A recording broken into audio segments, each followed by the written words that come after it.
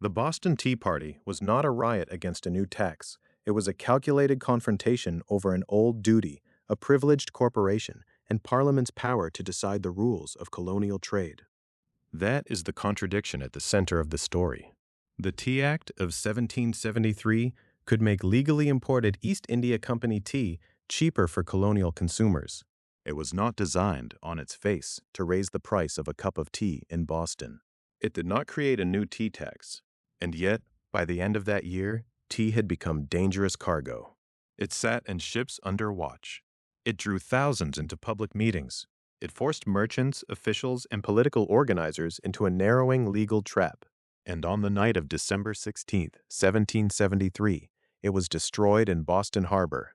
The question is not simply why colonists were angry. They had been angry before. The sharper question is why a policy meant to sell surplus tea became an imperial breaking point. To answer that, we have to hold two facts together. First, the Tea Act made East India Company tea more competitive in America.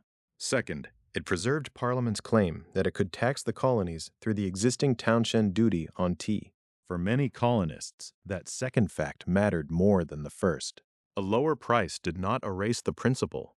If anything, it made the principle harder to avoid, because the tax was now attached to a product people used every day.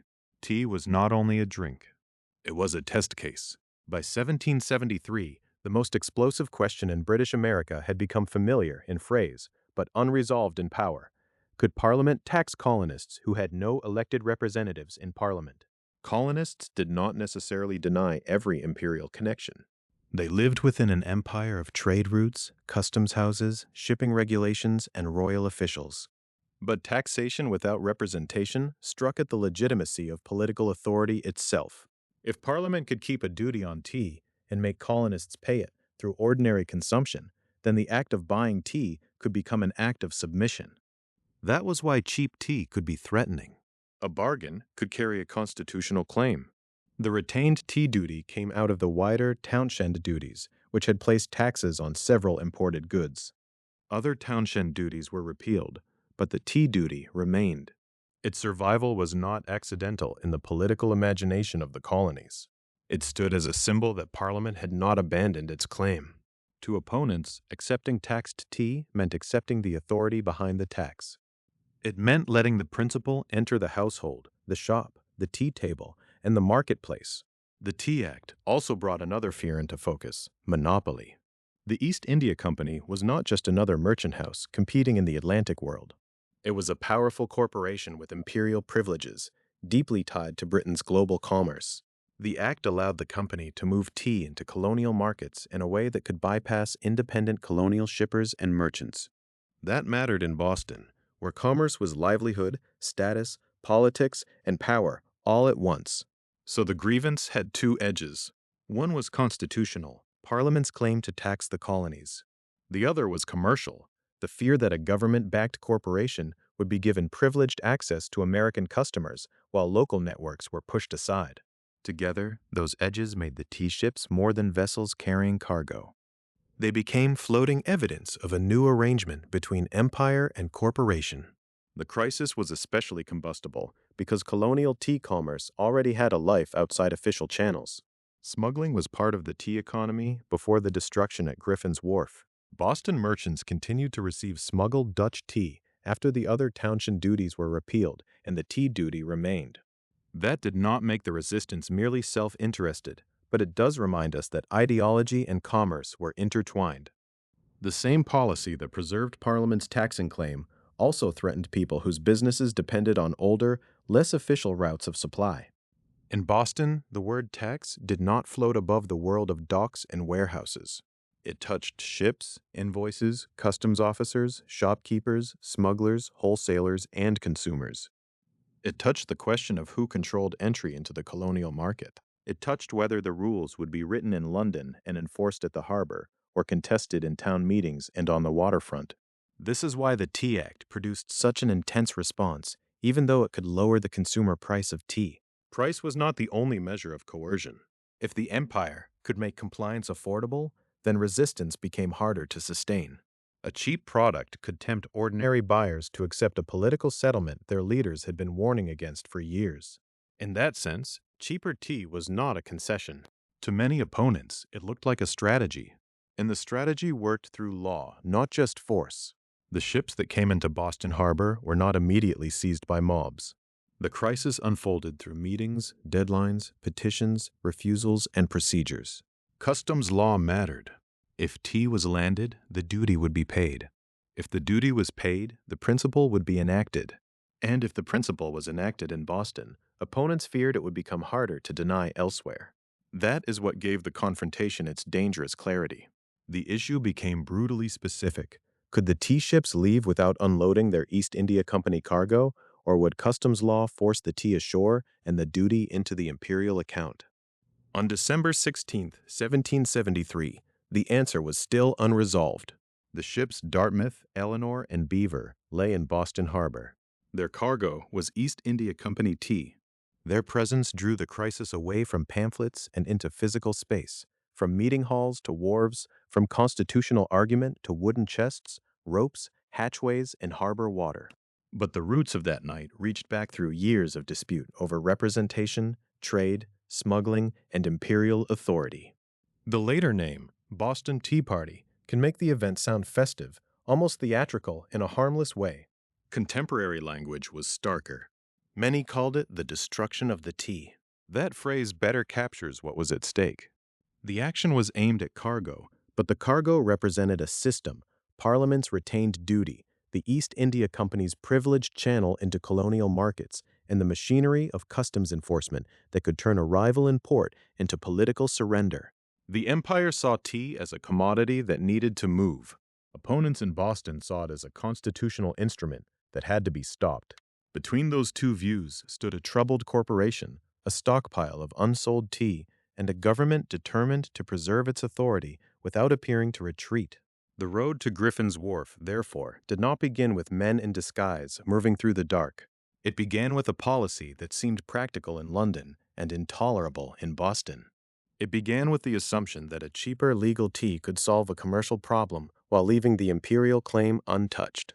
And it began with the East India Company itself, whose financial distress and vast stores of tea turned a commercial surplus into a political crisis. To understand why that surplus became so dangerous, we have to look more closely at the institution behind it. The East India Company was not simply another merchant house sending tea across the Atlantic. It was a powerful, chartered corporation at the center of Britain's imperial economy, tied to long-distance trade, government policy, and the movement of goods through London before they reached colonial ports. By the time the Tea Act of 1773 entered the story, the company's problem was not that Americans disliked tea. The problem was that too much tea was sitting unsold in England, while the company itself was under financial pressure. That combination mattered. A commercial difficulty became an imperial difficulty because the East India Company was too important to be treated as just another failing business. Its trade connected Britain to China, to London warehousing, and then outward to markets across the empire. Tea moved through that system as a commodity, but also as a symbol of the empire's reach. It was purchased in China by the East India Company, brought into the company's commercial world, stored in England, and then, under the right legal arrangements, sent onward to consumers in places such as Boston. By the early 1770s, those arrangements were under strain. According to Britannica's account, the East India Company had about 17 million pounds of tea stored in England. That figure gives the crisis a scale that ordinary political language can sometimes hide. This was not a few chests waiting for buyers. It was an enormous mass of inventory, a physical accumulation of unsold goods that represented money tied up in warehouses, commercial expectations suspended, and a company looking for a way to turn stock back into revenue. In London, the solution appeared practical. If the company could sell more tea in America, it could reduce its surplus and improve its financial position. But any solution had to pass through the political reality left behind by the Townshend duties.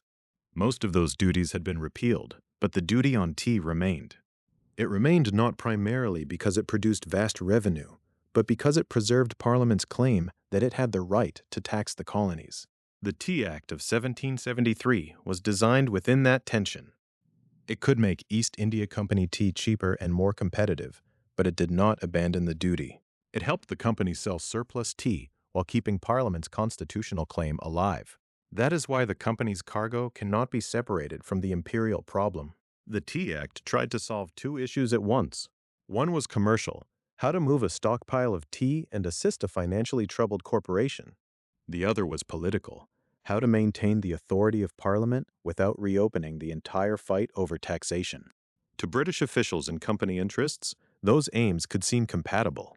Lower the cost, improve legal sales, reduce the surplus, and leave the principle of parliamentary power untouched. But in the colonies, that same design made the tea look more dangerous, not less. The cargo was not neutral. Every chest carried the weight of the law that allowed it to arrive under privileged terms. Every sale would show that the East India Company could enter colonial markets through a special channel protected by imperial policy.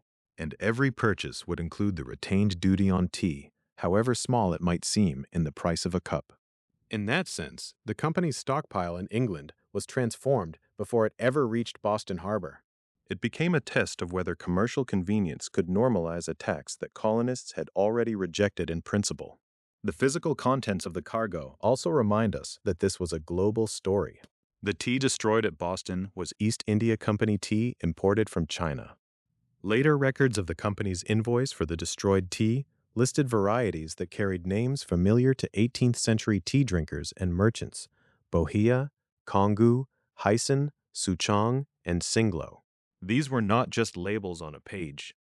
They point to a chain of trade stretching from Chinese tea markets into the East India Company's system, then to London storage, and finally toward North American colonial ports. Bohea was a common black tea associated with everyday consumption. Congo and Souchong were also black teas known in the trade. Hyson and Singlo belong to the green tea side of that world. To modern ears, the names may sound like small details, but they help recover the material reality of the crisis. The Boston Tea Party was not an abstract gesture against tea in general. It was aimed at actual cargo, chests of specific teas, bought through a specific company, shipped through imperial channels, and entangled in a specific tax claim. The invoice details also show how business records and political history meet. A merchant invoice is meant to count and classify property. It records varieties, quantities, and value. But in this case, those ordinary categories became evidence in a constitutional confrontation. The chests listed on company documents would later become part of the reckoning over what had been destroyed, what compensation Britain demanded, and why Parliament treated the event as more than a local disturbance. The cargo had a value in money, but by late 1773, it also had value as a test case for imperial authority. This is where the East India Company's privileged position becomes central. The company was not simply permitted to sell tea. Under the Tea Act, it was placed in a position to make its tea especially competitive in the colonies. The policy was meant to undercut alternatives and open a path for the surplus tea waiting in England. But that same advantage fed colonial suspicion. Independent colonial merchants and shippers could see the danger in a system that might bypass them. The company's relief could become their displacement. A plan to rescue a corporation could look, from Boston, like the beginning of monopoly. The fear of monopoly was not separate from the fear of taxation. The two reinforced each other. If the East India Company could deliver cheaper tea through a government-backed structure, and if that tea still carried the duty, then ordinary consumption could become a means of accepting Parliament's claim. The low price sharpened the problem. It tempted buyers while making resistance harder to sustain. A tax could be made politically effective, not by making tea expensive, but by making taxed tea attractive enough to purchase. For British policymakers, that may have been the elegance of the plan. For opponents in Boston, it was the trap. The Tea Act did not need to create a new tax to provoke resistance. It only had to preserve the old one and attach it to a flow of tea that the East India Company urgently needed to sell. The company's financial trouble, the 17 million pounds of tea stored in England, the China trade, the London warehouses, the invoice varieties, and the privileged route into colonial ports were all parts of the same mechanism. When ships carrying East India Company tea began moving toward America, they were carrying more than merchandise. They carried a proposed settlement of the imperial dispute, one designed in London around corporate rescue and parliamentary dignity. If the tea could be landed, sold, and consumed, the company would gain a market, and Parliament's claim would survive in practice. If the tea was stopped, the entire mechanism would be exposed as unenforceable without confrontation. Boston's resistance would eventually focus on particular ships, deadlines, meetings, and wharves. But before the Dartmouth entered the harbor, before crowds filled Faneuil Hall and Old South Meeting House, the essential structure was already in place. A troubled company needed buyers. A government wanted to protect its authority. A cargo of Chinese tea became the vehicle for both. And standing beneath the formal trade of empire was another tea economy already familiar to colonial merchants and consumers: smuggled tea, Dutch tea, and the networks that had grown in the shadow of the very duties Parliament refused to surrender. That shadow economy is essential to the story because the tea crisis did not arrive in a clean commercial world. Long before the Dartmouth reached Boston Harbor, tea had already become a test of how empire worked in practice. It moved through official channels, through East India Company commerce and London warehouses, but it also moved through routes that colonial merchants and consumers knew well: smuggled Dutch tea, handled outside the legal machinery Parliament wanted to defend. This was not a small complication at the edge of the crisis. It was part of the ground on which the crisis stood. When Parliament repealed other townshend duties but left the duty on tea in place, the issue became sharper, not softer. The remaining tea duty preserved the claim that Parliament could tax the colonies. For many colonists, that claim was the political offense. But for merchants, shippers, and sellers in Boston, the duty also shaped everyday business. If legal tea carried a tax that many consumers rejected, then illegal tea had a market. And if illegal tea had a market, then a network grew around it. Boston merchants continued to receive smuggled Dutch tea after the other Townshend duties were repealed. That fact reveals how closely principle and profit could overlap.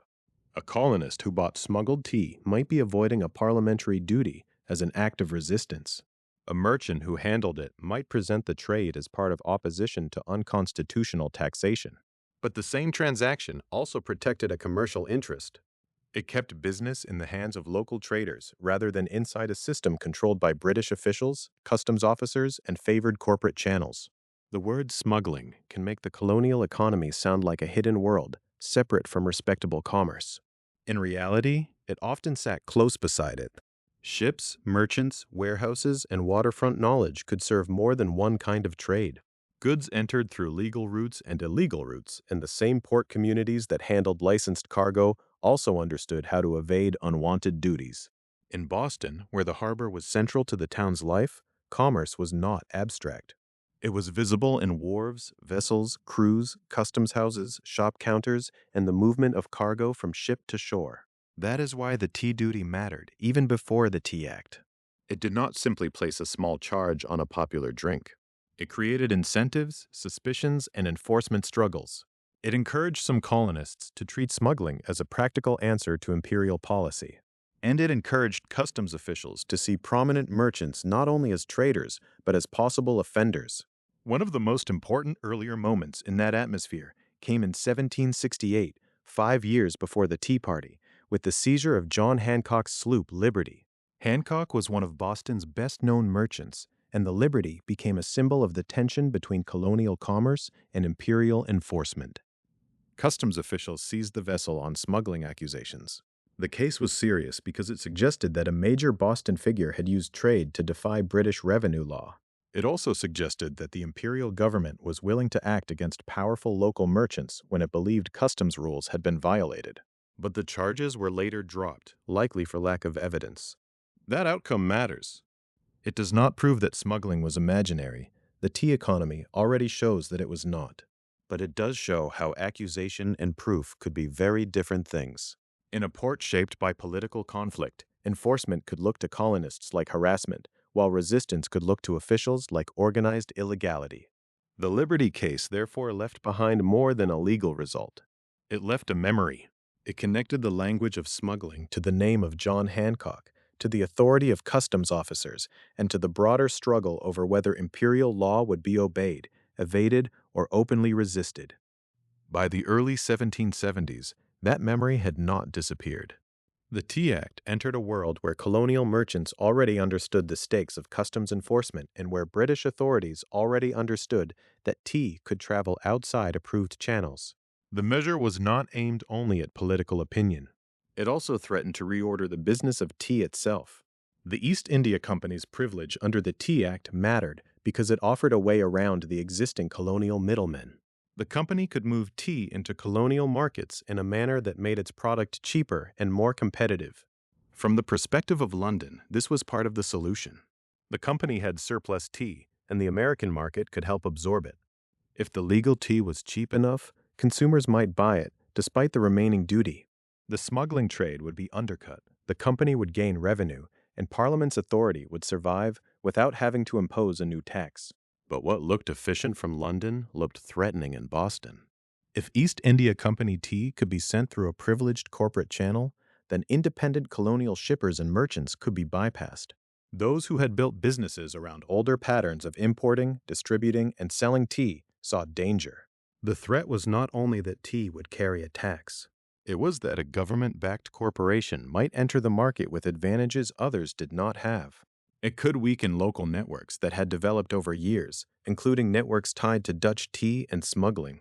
This is one reason the crisis cannot be reduced to the price of a cup of tea. A cheaper legal tea could still be alarming if it changed who controlled the trade. For consumers, the question was whether buying that tea meant accepting Parliament's claim to tax them.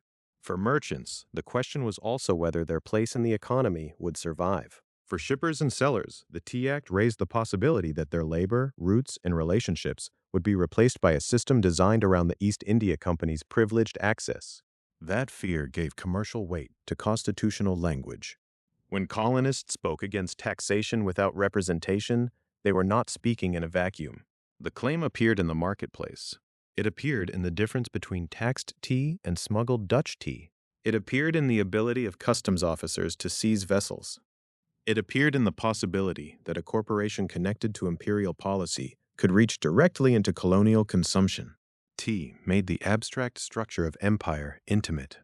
It sat on tables, in shops, in storerooms, and in cargo holds. Boston's waterfront was therefore more than a stage for a later protest. It was already a contested border between competing systems of trade.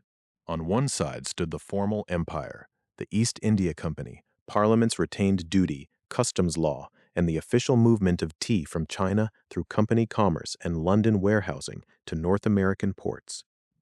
On the other side stood colonial networks that had learned how to operate around those rules, especially through smuggled Dutch tea. These systems did not simply disagree, they competed. The Tea Act sharpened that competition by making legal East India Company tea more attractive. If consumers accepted it, the old pattern could be broken. Smugglers and independent merchants would lose business. Colonial opposition to the tea duty would lose practical force. Parliament would not need to win the argument in theory if it could win it in the marketplace. A tax paid quietly on cheap tea would become a kind of political victory. That possibility helps explain why resistance hardened before the tea was even landed. To allow the tea to enter ordinary sale was to risk normalizing the whole arrangement. Once tea passed from ship to shore, from consignee to shop, from shop to household, the duty would no longer be a distant dispute. It would be embedded in daily consumption. And if the company's privileged system succeeded, it would show that imperial policy could reach around local resistance by changing commercial incentives. For Boston merchants already living under the suspicion of smuggling, and for consumers accustomed to alternatives outside the official trade, this was a dangerous development. The issue was not whether tea existed in the colonies. It did. The issue was whose tea would be sold, under what authority, through whose hands, and with what political meaning attached to every purchase. So before the meetings grew too large for Faneuil Hall, before Old South Meeting House became the center of the final standoff, and before the chests were broken open at Griffin's Wharf, the conflict had already entered the economy of Boston. It lived in the tension between legal and illegal trade, between customs enforcement and merchant resistance, between a retained duty and a smuggled alternative. The Tea Act threatened to resolve that tension in favor of Parliament and the East India Company. That is why the coming confrontation joined two grievances so tightly that they became hard to separate. Colonists feared taxation without representation, but they also feared a monopoly-like privilege that could displace their own commercial world. The crisis over tea became powerful because it touched both at once, the authority to tax and the authority to decide who would control the channels of trade. The Tea Act threatened to resolve that tension in favor of Parliament and the East India Company. But to many colonists, that was exactly the danger. The measure did not have to raise the price of tea in order to feel like an attack. It did not even have to create a new tax. Its power lay in something quieter and, in some ways, more unsettling. It made an old constitutional argument and a new commercial fear meet in the same cup. The first grievance was the one that had been building for years: taxation without representation. The retained duty on tea came from the earlier townshend duties, most of which had already been repealed. But the tea duty remained, and that remaining duty mattered far beyond its amount. To Parliament, keeping the duty was a way of preserving its claim that it had the authority to tax the colonies. To opponents in America, paying it meant acknowledging that claim.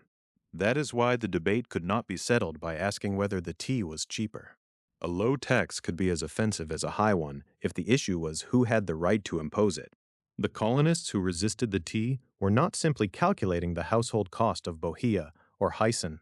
They were asking whether Parliament, where they had no elected representatives, could reach into colonial life through imported goods and make obedience feel ordinary. Tea was especially dangerous ground for that kind of test, because it was everyday merchandise. It was not an abstract legal paper locked in a government office.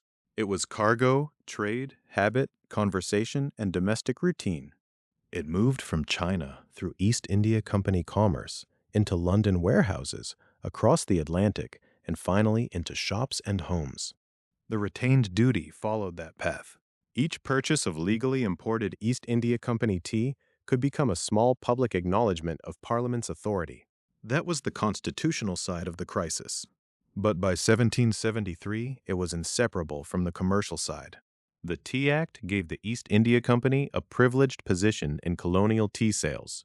The company was already powerful, already tied to imperial policy, and already burdened with a vast tea surplus in England. Parliament's solution made it easier for the company to send tea directly into American markets and sell it at a competitive price. In practical terms, this could make legal tea cheaper than before. But in political terms, it looked to many colonists like a government-backed corporation being given a pathway around the merchants and shippers who had long handled Atlantic trade. That fear is sometimes summarized as a fear of monopoly. The word matters, but so does the world behind it. Colonial merchants did not see commerce as a neutral system where price alone settled every question. Trade was influence. Trade was livelihood. Trade was a network of ships, wharves, credit, storage, shopkeeping, and local relationships. If the East India Company could use Parliament support to enter that world on privileged terms, then independent colonial merchants could be bypassed. A company already woven into the empire might become the favored channel through which tea reached American consumers. For some colonists, that meant the issue was not only what happened to tea. It was what might happen next. If one government-backed company could be used to reshape the tea trade, could similar privileges be extended in other lines of commerce? If Parliament could maintain a duty as a constitutional claim and at the same time arrange the market so that consumers were tempted by low prices, then resistance became more difficult. The danger was not just compulsion. It was inducement. That is one reason the Tea Act produced such sharp opposition, even though it could reduce the consumer price of legal tea. Cheaper tea might have been intended to make the policy acceptable. Instead, it made the mechanism more visible. The lower price was part of the trap, as opponents saw it. If colonists bought the tea because it was affordable, the duty would still be paid. The principle would still be conceded. The East India Company would still gain access to the market under special protection. A bargain at the shop counter could become, in political language, an admission of Parliament's power. This was the strange force of the tea crisis. It turned ordinary consumption into a constitutional act. A person did not have to enter a courthouse or sign a petition to become part of the struggle. Buying tea, selling tea, unloading tea, storing tea, or refusing tea could all carry meaning. The Tea Act pressed imperial authority into the rhythms of daily life. For merchants, the problem was just as direct. The existing tea economy had not been built only on official East India Company routes. Smuggled Dutch tea had circulated in colonial markets, and Boston's commercial life had already been shaped by the tension between customs enforcement and evasive trade. Merchants who had operated in that world could see the Tea Act as a threat to their position. The company's privileged access would not simply compete with them, it might cut around them. So the political and commercial grievances reinforced each other.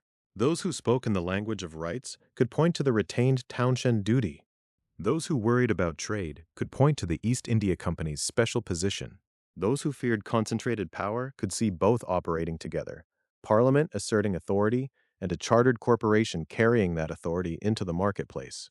This was not a simple conflict between principled patriots and self-interested merchants. It was more complicated and more powerful because principle and interest overlapped. A merchant could oppose the tea because it threatened his business and also because it embodied taxation without representation. A consumer could refuse it because the price concealed a constitutional surrender. A political organizer could use the East India Company's monopoly-like privilege to make Parliament's authority feel immediate and concrete. The tea itself helped make that argument visible. It arrived in chests, in named varieties, in cargo lists and invoices.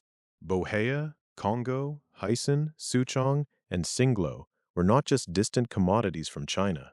They became evidence of how empire worked. China tea carried by the East India Company, warehoused through imperial commerce, redirected by parliamentary policy, and sent toward colonial ports under a duty that Parliament refused to abandon. That physicality mattered. A tax law might seem remote. A theory of representation might seem abstract. But a ship in the harbor was neither remote nor abstract. A chest of tea could be counted. A duty could be collected. A merchant could be excluded. A consumer could be asked to buy. The Tea Act transformed political sovereignty and corporate privilege into objects that could be seen, handled, and resisted. For opponents in Boston and elsewhere, allowing the tea to be landed and sold would mean more than letting a cargo enter the market.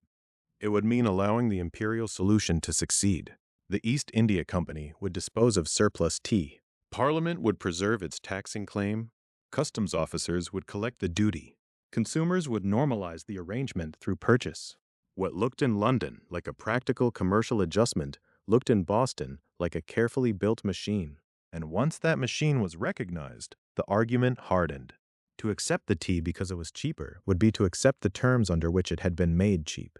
To separate price from power was, in the eyes of resistors, impossible. The affordability of the tea did not soften the constitutional issue. It sharpened it, because it suggested that imperial authority might win not by force at first, but by making submission convenient. That is why the tea crisis spread beyond a narrow circle of merchants.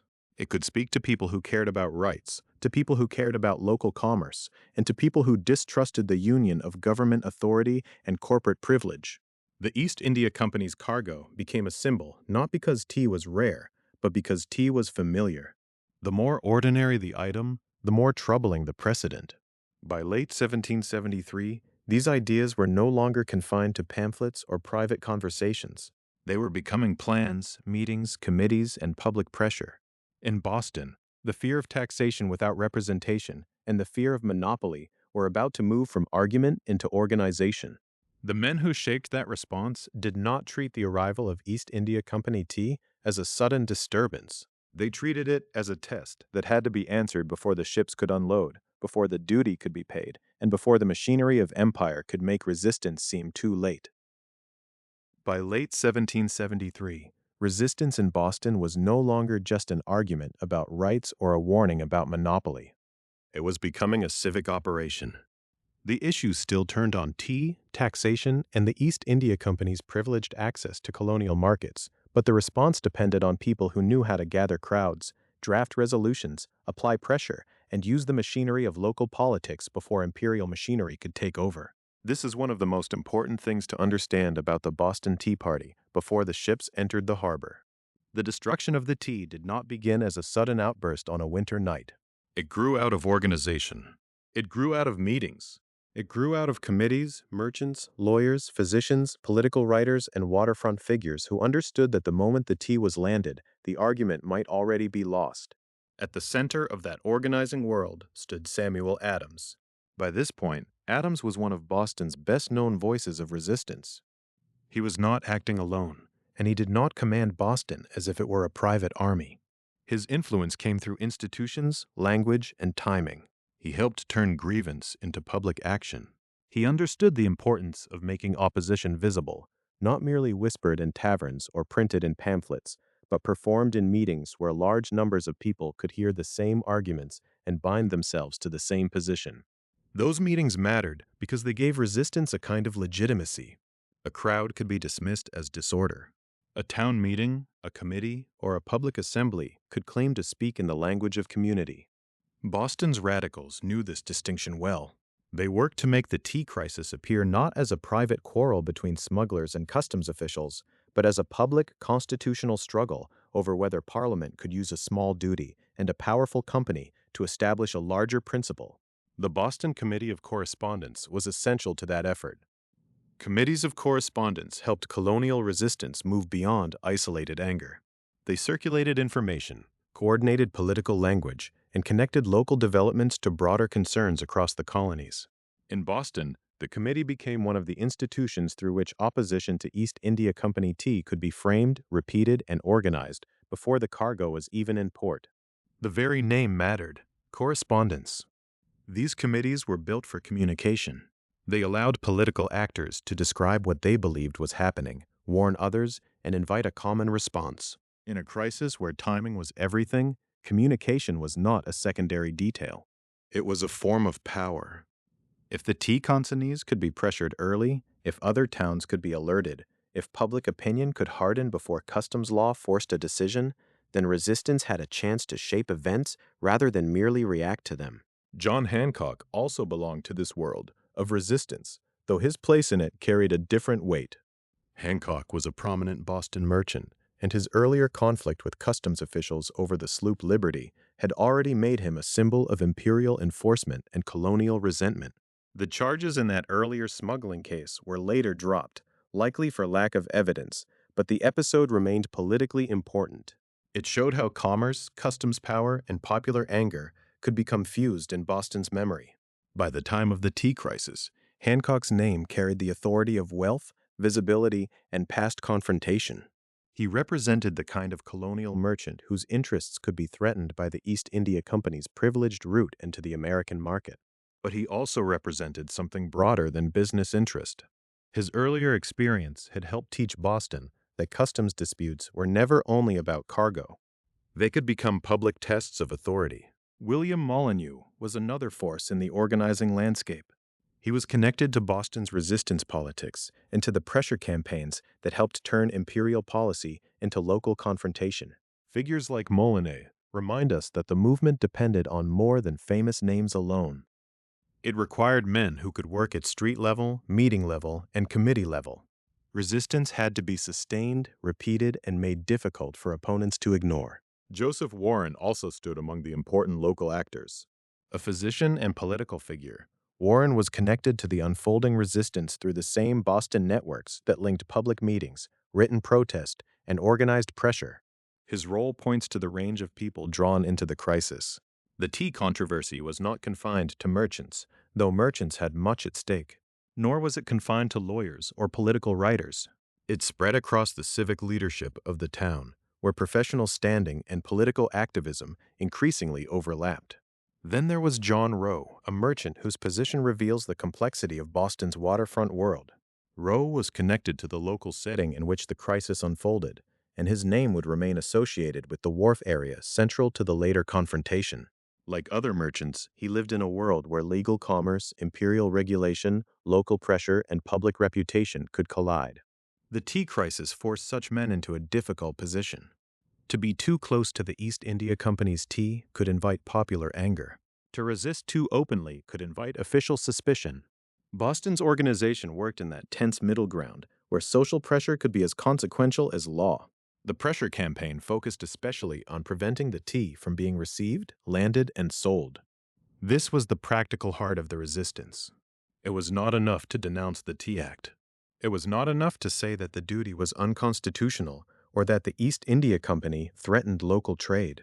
If the cargo came ashore and the duty was paid, then Parliament's claim would have been enacted in the ordinary habits of commerce. The principle would have passed through the custom house, into shops, and eventually into teapots. So Boston's organizers worked before that could happen.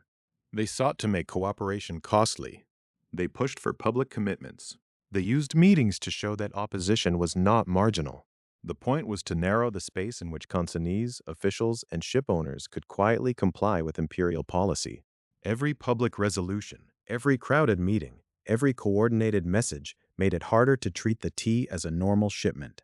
This is why the Boston story must be placed within a wider colonial pattern. Boston was not the only port to resist East India Company tea. In New York and Philadelphia, tea ships were turned away. In Charleston, the tea was stored rather than sold, with local resistance and official handling preventing the tea from entering ordinary commerce.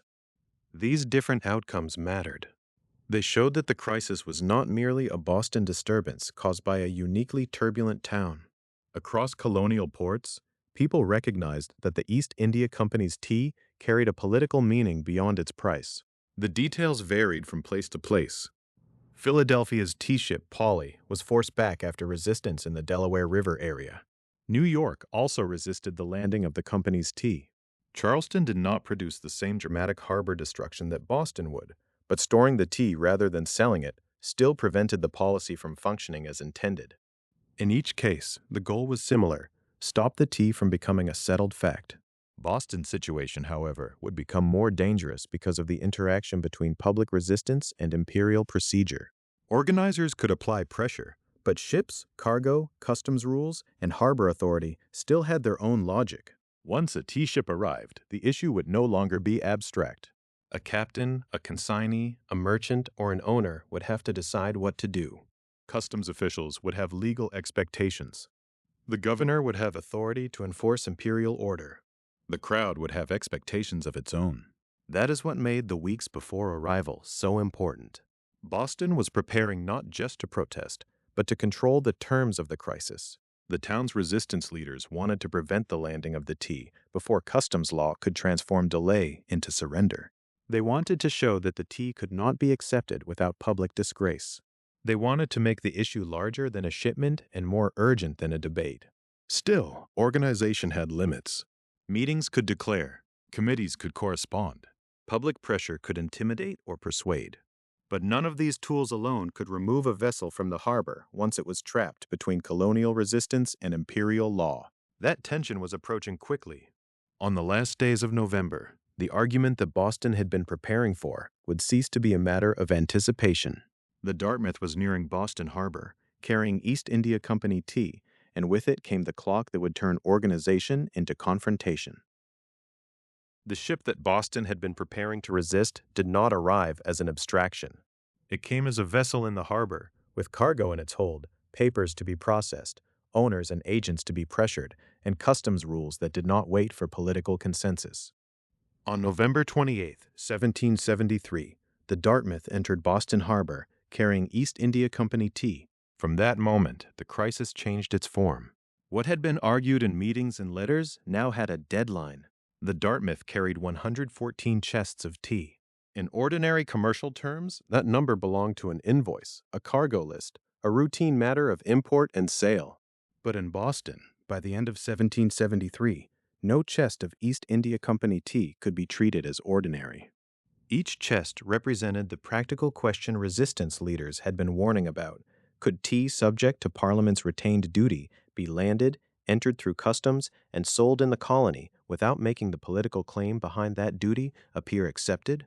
The answer, for Boston's opponents of the Tea Act, had to be no, but the arrival of the Dartmouth made that answer difficult to enforce. A town meeting could condemn the tea. A committee could insist that it be sent back. Crowds could make it dangerous for consignees to cooperate. Yet the vessel itself was now inside the imperial system of port regulation. Once the Dartmouth was in Boston Harbor, resistance had to contend not only with public opinion, but with maritime procedure. That procedure mattered because the law created a narrow window. The tea had to be unloaded and the customs duties paid within 20 days. Delay was not neutral. If the cargo remained aboard beyond that period, the consequences could shift from negotiation to enforcement. Under customs law, failure to unload could lead to seizure and forced payment of duties. In other words, simply keeping the tea on the ship was not a stable solution. The passing of days could do what local resistance was trying to prevent: bring the tea under official control and make the duty payable. This is why the Dartmouth's arrival began a countdown. The ship did not have to be stormed immediately for the crisis to become urgent. The pressure was built into the calendar. Every day that passed without a lawful departure, without unloading, and without some resolution, brought Boston closer to a point where royal authority could act. The town's resistance leaders understood that the danger was not only that the tea might be sold. The danger was that the machinery of customs could turn delay into acceptance, or at least into a result that looked like acceptance. The problem was sharpened by the nature of the cargo. The Tea Act had been designed to move East India Company tea into colonial markets under terms favorable to the company, while preserving Parliament's taxing claim. Earlier chapters have followed the larger meaning of that arrangement: the fear of taxation without representation, the fear of monopoly, and the anger of merchants and consumers who saw a privileged corporation moving through imperial channels into everyday colonial life. But on November 28th, those broad grievances became concentrated in one ship. The Dartmouth was the place where principle, commerce, and law met. At the center of that meeting stood Francis Rotch. Rotch was connected with the Dartmouth, and his position would become one of the most difficult in the entire standoff. He was not simply a symbol.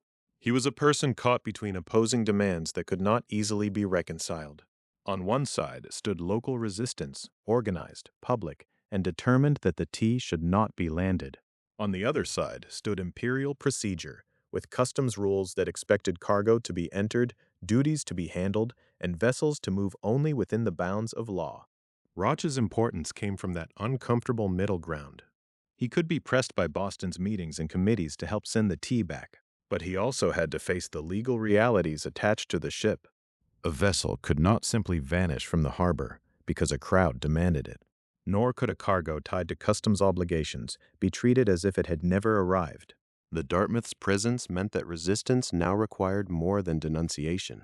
It required a way to defeat the legal process without appearing to collapse into disorder. That is one reason the 20-day window was so dangerous.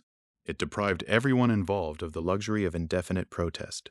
Boston could not simply wait until public anger cooled or until London reconsidered. The ship was there. The cargo was there. The customs system was moving toward its own conclusion. In this setting, time itself became a form of imperial pressure. For Governor Thomas Hutchinson and the royal officials, the law offered a path toward control. If the tea could not be forced into the market immediately, perhaps the deadlines and procedures of customs enforcement would accomplish what persuasion could not. The duty did not need to be celebrated. It only needed to be collected. The tea did not need to be welcomed. It only needed to be landed. The formal steps mattered because they would give Parliament's claim a practical foothold in Boston. For the opponents of the tea, that was precisely what had to be prevented. They understood that a single administrative act could carry constitutional meaning.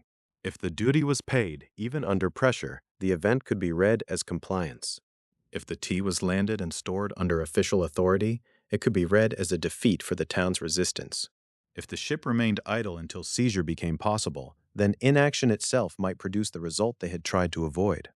The Dartmouth therefore transformed Boston's political organization into a test of endurance and discipline. It was no longer enough to object to the East India Company's privilege. It was no longer enough to warn that cheaper tea could conceal a dangerous principle. The town now had to decide how far it would go to prevent 114 chests from passing through the normal channels of trade. This was not yet the night at Griffin's Wharf. The axes, hatchways, rope, hoisting tackle, and broken tea chests belonged to a later moment. On November 28th, the scene was quieter, but no less decisive. A ship had arrived. The cargo was intact. The legal clock had started. The people of Boston still had room to meet, petition, pressure, and maneuver. But the space for maneuver was shrinking from the first day. The wider imperial conflict can sometimes appear inevitable when told from the far side of the revolution. But in this moment, the outcome was still uncertain. The Dartmouth might be unloaded. It might somehow be sent away. The tea might be seized.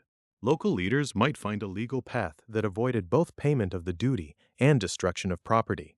Each possibility carried risk. Each depended on decisions made by individuals under intense scrutiny.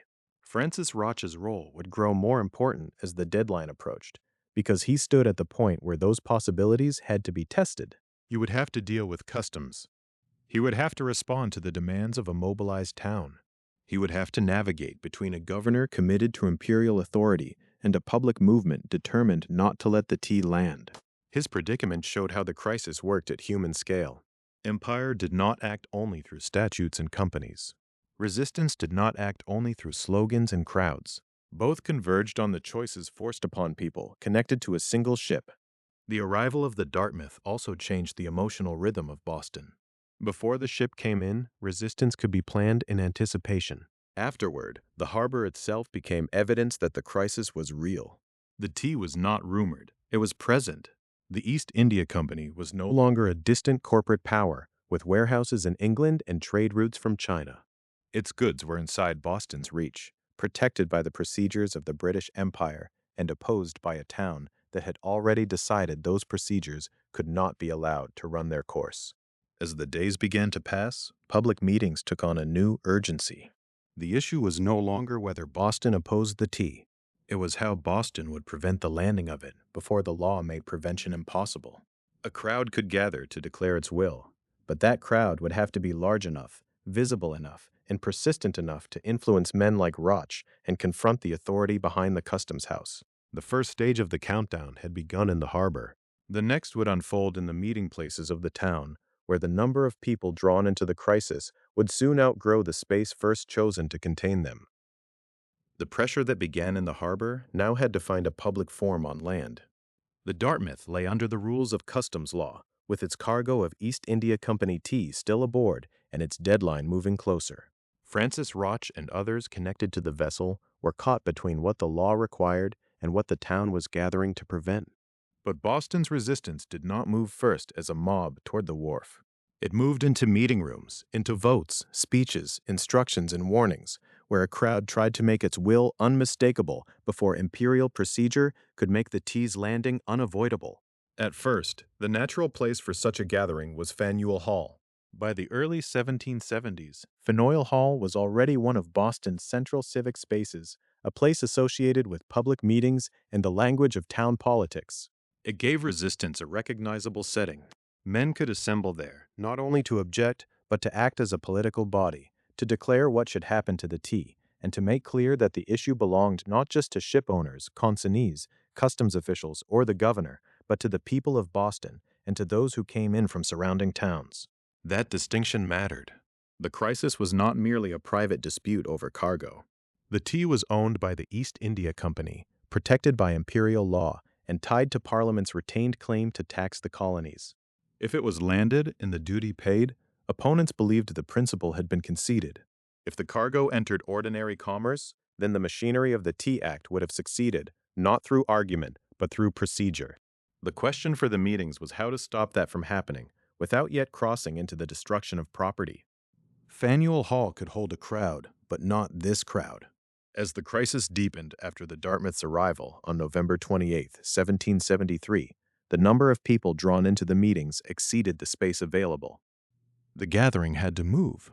That movement, from Faneuil Hall to Old South Meeting House, was more than a change of venue. It showed the scale of the crisis. The ordinary civic room was no longer large enough for the town's alarm. Old South Meeting House stood at 310 Washington Street. Built in 1729 as a Puritan house of worship, it was the largest building in colonial Boston. Its size made it practical. Its character made it powerful. A place built for worship became the central stage for a confrontation over law, commerce, and political authority. The shift did not erase the religious identity of the building, but it also reflected the way colonial Boston's institutions overlapped. Meeting houses were not only religious spaces in the narrow modern sense. They could become places where public conscience, civic action, and communal pressure took visible form. Inside Old South, the tea crisis became something that could be seen and heard at scale. The crowd was not hidden in private rooms. It was not limited to a few merchants negotiating behind closed doors. It gathered in the largest interior space the town possessed, and that mattered because the opposition needed visibility. The consignees had to know that refusal to resign or send the tea back was not merely annoying a small circle of agitators. Customs officials had to know that enforcement would not occur in an atmosphere of quiet compliance. Rotch had to know that his choices as a shipowner or representative were being watched by a political community that had made the tea a test of rights. The meetings also gave discipline to the crisis. That point is easy to miss if the story is remembered only from the night at Griffin's Wharf. Before anyone boarded the ships, there were days of assembly, pressure, and legal maneuvering. Old South Meeting House became the place where delay itself was organized. The cargo remained aboard the Dartmouth. The duty was not paid. The town insisted that the tea should not be landed. Yet the customs clock continued to run. The size of the meetings shows how broad the crisis had become. By December 16th, nearly 5,000 people gathered at Old South Meeting House, about a third of Boston's population, according to the National Park Service timeline. That figure is striking, not simply because it is large, but because of what it suggests about the social force behind the confrontation. A third of a town's population gathered around a single question: whether tea protected by Parliament's law and the East India Company's privilege could be kept from landing in Boston. A crowd of that size changed the meaning of every decision made around the ships. Francis Rotch was no longer dealing only with customs officials and commercial paperwork. He was dealing with a public assembly large enough to speak as Boston itself, or at least as the most mobilized part of it. The consignees and provincial officials could treat the law as clear, but the crowd made enforcement politically dangerous. Governor Thomas Hutchinson could insist on proper customs procedure, but Old South showed that procedure was now in direct conflict with a public will that had grown too large to ignore. Still, the meeting house did not solve the legal problem. Its size, its votes, and its declarations could create pressure, but they could not by themselves clear the Dartmouth out of the harbor. The ship could not simply sail away without the required permission. Customs law still stood between the cargo and any peaceful return across the water. Castle William, the harbor fortification, mattered because vessels needed permission to pass as they left Boston Harbor. The problem was not only whether Rotch wished to depart. It was whether Imperial authority would allow him to depart without unloading the tea and paying the duty. That is why Old South became the central stage of the crisis, not its resolution. It concentrated public resistance, but it also exposed the limits of public resistance when imperial mechanisms held the harbor. The people gathered there could demand that the tea be returned. They could insist that the duty not be paid. They could watch, pressure, and wait. But if the governor and customs officials refused to permit a departure, the meeting would eventually face a hard truth: the legal road might be closed. The atmosphere on December 16th carried the weight of that closing road. The date was not arbitrary. It stood near the end of the customs deadline, facing the Dartmouth. Delay had been useful only as long as it prevented the tea from being landed and preserved the possibility of sending it away. But delay also brought the town closer to the moment when officials might seize the tea, land it, and collect the duty. The larger the crowd became, the clearer the tension grew. Thousands had assembled to prevent an outcome that the law itself was designed to produce. Old South Meeting House therefore marked a turning point before the destruction began. It was the place where resistance remained public, verbal, and collective, but where the exhaustion of legal options became visible. The crowd was too large for Faneuil Hall, but even the largest building in colonial Boston could not contain the forces pressing on the town. Inside were people determined that the tea should not land. Outside were ships in the harbor, customs rules, a governor's authority, and a deadline that would not stop. And the problem was about to become still more difficult. The Dartmouth was not the only vessel tied to this confrontation. Other tea ships would enter the story, bringing their own cargoes, delays, and complications. Each arrival would deepen the standoff and make the public meetings at Old South feel less like a single protest and more like the center of a widening trap. The crowd at Old South Meeting House could speak with unusual force, but the harbor answered with facts that speeches could not erase. The Dartmouth was no longer the only problem afloat in Boston. What had begun as the confrontation over one vessel became a wider maritime standoff, with more East India Company tea entering the same narrow space of law, politics, and time. Each ship made the town's position harder to sustain. Each cargo increased the value at stake. And each day pushed Boston closer to the point where customs procedure could turn resistance into defeat. The Eleanor joined the crisis as another tea ship in Boston Harbor. Like the Dartmouth, it became more than a carrier of goods. It was part of an imperial system moving through the ordinary channels of trade: ships, invoices, consignees, customs officers, and the expectation that cargo would be landed and duties paid. But in Boston, those ordinary channels had become contested ground. The tea was not simply merchandise. It represented the East India Company's privileged access to colonial markets and Parliament's continued claim to tax tea through the Townshend duty. Once another tea ship was present, the standoff could no longer be treated as a single difficult case involving the Dartmouth and Francis Rotch. It was becoming a test of whether Boston could block the landing of East India Company tea altogether. The arrival of more tea also sharpened the public meaning of delay. Waiting was not neutral. The customs clock attached to the Dartmouth had already made that clear. Under the rules facing the vessel, tea could not simply remain aboard indefinitely while town meetings debated principles and shipowners searched for a safe route out. The cargo had to be unloaded within a limited window, or the vessel risked seizure and forced payment of duties. That mechanism mattered because it transformed time into pressure. If the ships remained in harbor long enough, royal officials might be able to accomplish through procedure what the crowd at Old South was trying to prevent in public. For the opponents of the tea, this made every additional vessel feel like another closing gate. The town was not merely trying to persuade one captain, one owner, or one consignee. It had to hold a line against a set of ships tied to the same policy. If the tea from one ship landed, the principle was broken. If the duty was paid on one cargo, Parliament's taxing claim gained the visible submission that resistance had been organized to deny. If the East India Company's tea entered the market under official protection, the feared pattern of corporate privilege would begin not in theory, but in shops, warehouses, and cups. The Beaver made the crisis still more complicated, because its entry into the confrontation was delayed. It did not simply arrive with the Dartmouth and the Eleanor as part of a neat sequence. The Beaver was held back by quarantine after a smallpox outbreak.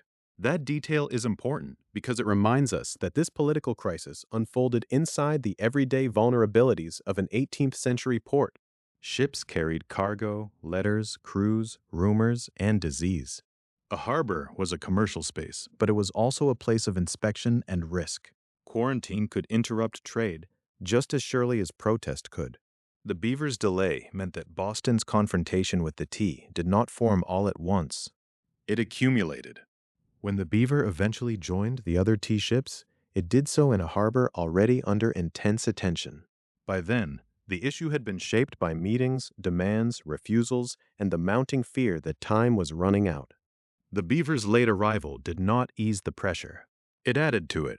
The cargo aboard became part of the same unresolved question. Could the tea be sent back without being landed and without the duty being paid, or would imperial officials force the legal process through? The names of the vessels matter because they help restore the physical scale of the event.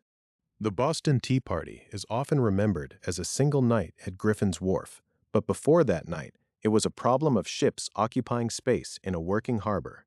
The Dartmouth, the Eleanor, and the Beaver were not symbols floating in isolation. They were wooden vessels with holds, hatches, rigging, crews, owners, cargo documents, and legal obligations. Their presence created practical questions. Who had authority over them? Could they depart? Could they pass the harbor defenses? Could they clear customs without unloading? Could their cargoes remain untouched while the deadline approached? There was also a fourth Boston-bound tea ship, the William. According to the Colonial Society notes, the William was wrecked off Cape Cod. Its fate kept it from becoming part of the same final scene at Griffin's Wharf, but its existence shows that the Boston shipment was broader than the three vessels later boarded.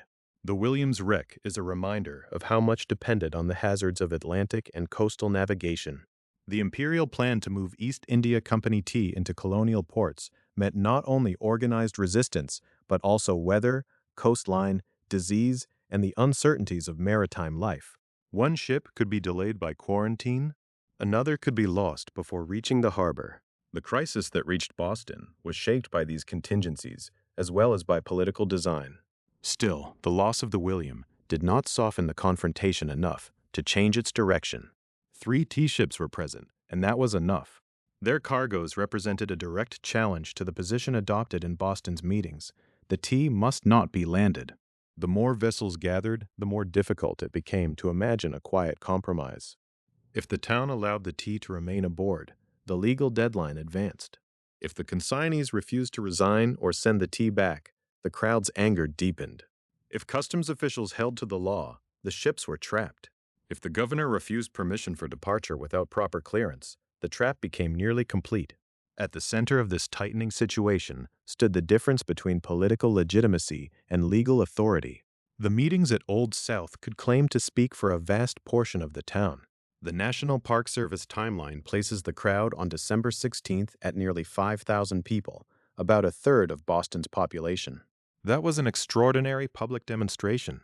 But a crowd, even a large one, could not by itself clear a ship through customs. It could not issue the official papers needed for departure. It could not authorize a vessel to pass Castle William, the harbor fortification that mattered for ships leaving Boston Harbor. Popular will and imperial procedure were now facing one another across the same waterfront. The harbor made that conflict visible. Boston was a port town, and ports are places where authority becomes practical. Laws are not only printed, they are enforced through wharves, papers, officers, patrols, and permissions. A ship may be urged to leave, but departure requires more than a desire to go. The cargo has to be accounted for. Customs rules have to be satisfied or defied. Officials have to decide whether to permit movement. In this sense, the tea ships were held not just by anchors, but by the structure of empire itself. For Governor Thomas Hutchinson and royal officials, allowing the tea ships to sail away without unloading raised the danger of surrendering Parliament's claim in practice. For Boston's resistance leaders, allowing the tea to land meant accepting the duty and the East India Company's privileged route into the colonial market. Both sides understood that the issue was larger than the cargo's price. The Tea Act could make legal tea cheaper, but price was no longer the center of the matter. The visible question in Boston Harbor was whether imperial law could compel acceptance when a large and organized colonial public refused consent. By the time the Dartmouth, the Eleanor, and the Beaver were all part of the confrontation, the situation had narrowed sharply. The tea could be landed and the duty paid, which the crowd opposed. It could remain aboard until customs law allowed seizure, which might produce the same result by force of procedure. Or the ships could somehow be sent back without unloading, which required permissions the owners and agents did not fully control. The apparent choices were shrinking, and none of them belonged entirely to the people gathered at Old South. This is why the other ships matter. They did not merely add more tea to the story. They made the crisis collective and irreversible. One vessel might have been an exception. 3 ships in the harbor, with a 4th lost off Cape Cod, revealed a policy arriving in quantity. The East India Company's tea was not an isolated shipment. It was an imperial experiment in commerce and authority. Boston's resistance, in turn, had to become more than a protest against one cargo. It had to decide whether it could physically prevent the landing of tea when the legal system was designed to make landing unavoidable. As December 16th approached, the pressure concentrated on the remaining legal path. If the tea was not to be landed, someone had to secure clearance for departure. That burden fell most visibly on Francis Rotch, connected with the Dartmouth, whose position had become increasingly difficult. He faced the demands of the assembled town, the requirements of customs officials, and the authority of Governor Hutchinson. The ships in the harbor had turned the crisis into a maze of permissions, and the last possible exit ran through official approval. Before the crowd moved to Griffin's Wharf, Boston would send Rotch through that maze one final time. The ships in the harbor had narrowed the question to a final legal passage. Boston had held meetings, filled Old South Meeting House, and pressed the owners and consignees not to let the East India Company tea be landed. But the tea could not simply vanish from the customs records. The Dartmouth still sat within an imperial system of entries, clearances, duties, and harbor controls. If it was to leave Boston without unloading, the departure had to be made legal, or at least official enough to carry the vessel past the authorities who guarded the port.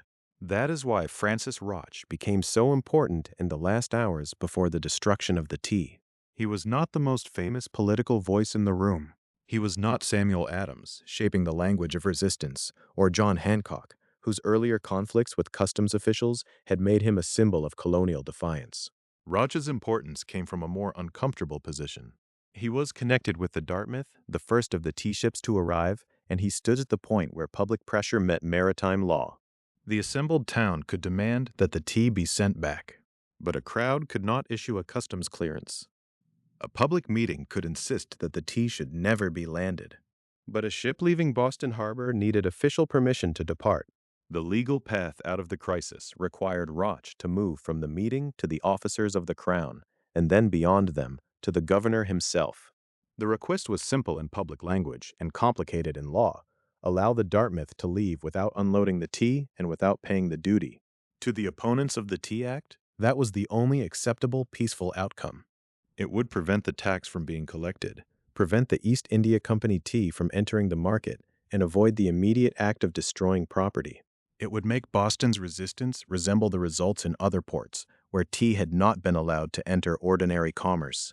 But in Boston, the legal machinery was tighter, the deadline more severe, and the governor's position more rigid. Rotch first had to seek clearance from customs. That step mattered because customs law was not a decorative formality. It was the administrative force behind Parliament's claim. The tea duty, though not newly created by the Tea Act, remained the visible sign of parliamentary taxation in the colonies. If the Dartmouth unloaded and the duty was paid, opponents believed that the principle had been conceded. If the ship could be cleared out again without unloading, Boston could claim that it had resisted without breaking into open destruction. But customs officials would not simply release a vessel carrying dutiable tea because a town meeting wanted it gone. The whole purpose of the regulations was to ensure that cargoes were entered, duties collected, and imperial trade supervised. Once the tea had arrived, the law did not treat the ship as if it could quietly reverse course. The 20-day window made delay dangerous. If the tea remained aboard too long, seizure and forced payment could follow. What looked from the street like a standoff was, in the records of the port, a timed procedure moving toward enforcement. This is where the geography of Boston Harbor became part of the crisis. Even if Rotch could get the vessel ready to sail, the Dartmouth could not simply slip away into the open sea. The harbor had its own gatekeeping point, Castle William. The fortification stood as a military and administrative control over the harbor passage. Ships leaving Boston needed permission to pass it. In practical terms, this meant that a vessel might have sailors, tide, and wind, but still lack the authority to depart. Castle William mattered because it translated imperial power into space. Parliament's authority might be debated in pamphlets and town meetings. The East India Company's privileges might be argued over in warehouses and counting rooms. But a ship trying to leave Boston Harbor had to pass a fortified point associated with royal control. The question of the Dartmouth's departure was therefore not only whether Rotch could persuade customs officials, it was whether the governor would allow a ship carrying contested tea to move past the harbor's defenses without the tea being legally landed. The National Park Service account follows Rotch through this final effort. After being sent to seek clearance, he went to Governor Thomas Hutchinson to ask for permission for the Dartmouth to leave without unloading. Hutchinson was not at the center of Boston. He was at his country estate in Milton. That meant Rotch had to travel out from the town and back again, a roughly 20-mile round trip from Boston. The distance is worth pausing over. In a faster age, it might seem like a small detail, just a line in a timeline. But on December 16, 1773, it gave the final appeal a physical weight. While nearly 5,000 people were gathered at Old South Meeting House, waiting for word, Rotch had to leave the center of the crisis and travel into the countryside to reach the governor. The legal machinery of empire was not all in one room.